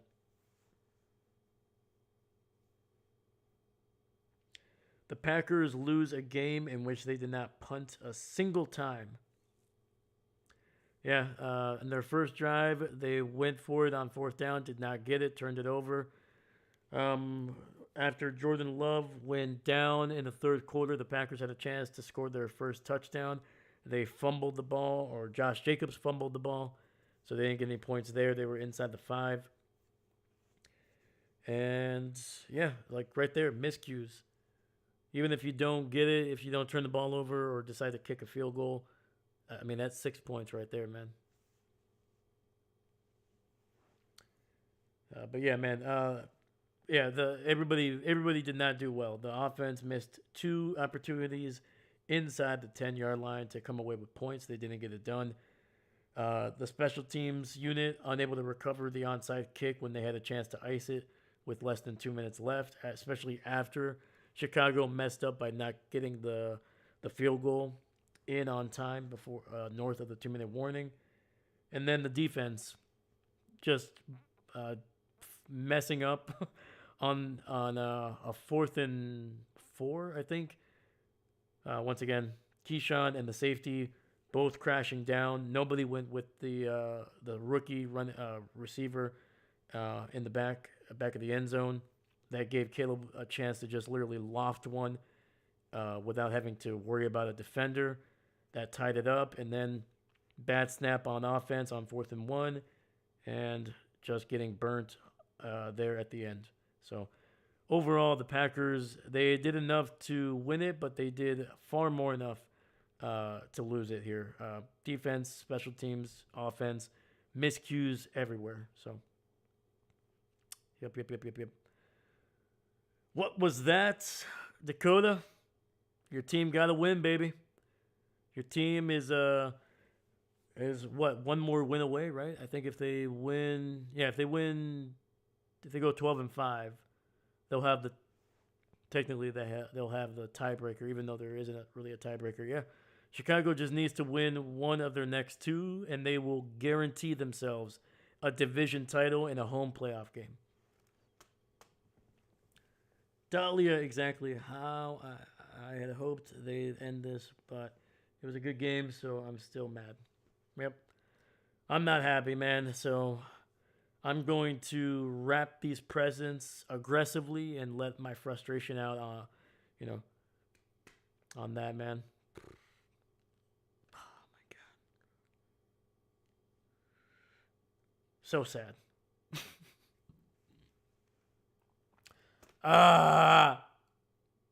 Dang it, man. All right. Well, the good news is we got 2 games tomorrow, man, to able to hopefully wash out this bad taste in my mouth. We will not be doing a game for the early afternoon or 12 o'clock or 1 o'clock. We won't be doing a game there, but we will be doing the final 2 games for Sunday. So America's Game of the Week, which I think is Detroit versus The Steelers, that's going to be a big one for the Packers. If Detroit wins, they're going to be kind of clawing back a little bit against Green Bay. Green Bay does have the tiebreaker over Detroit because they beat them twice this year, so that does help the Packers a little bit. But yeah, and then we'll be doing Sunday night as well. So please make sure you tune in for those, man. It's going to be a massive Sunday. And no game on Monday. I'll be hanging out with the family. We'll be doing our holiday together on Monday. So I will catch you guys tomorrow for 2 games. So thank you so much, man. Give a couple shout-outs here before we head out. Dahlia, shout out to you. Go Pack Go. Didn't get it done, man. Dang it. David, I appreciate you, man. Always here, man. Thank you. Dakota, welcome back, my man. I hope you're doing well, and your team got a big win for you tonight. Let's freaking go. Packer Nation, it's okay, man. It's okay. Let's hug it out. It's okay. It's okay. And Seastrom, once again, sorry for the Aggies, man. But like you said, it was close, and there's always next year, man. There's always next year. But yeah, that's it, guys. Thank you so much, man. Have a great night. I will catch you guys tomorrow for 2 games. Once again, my name is Dave, and I'm not a coach. Thank you. Go Pack.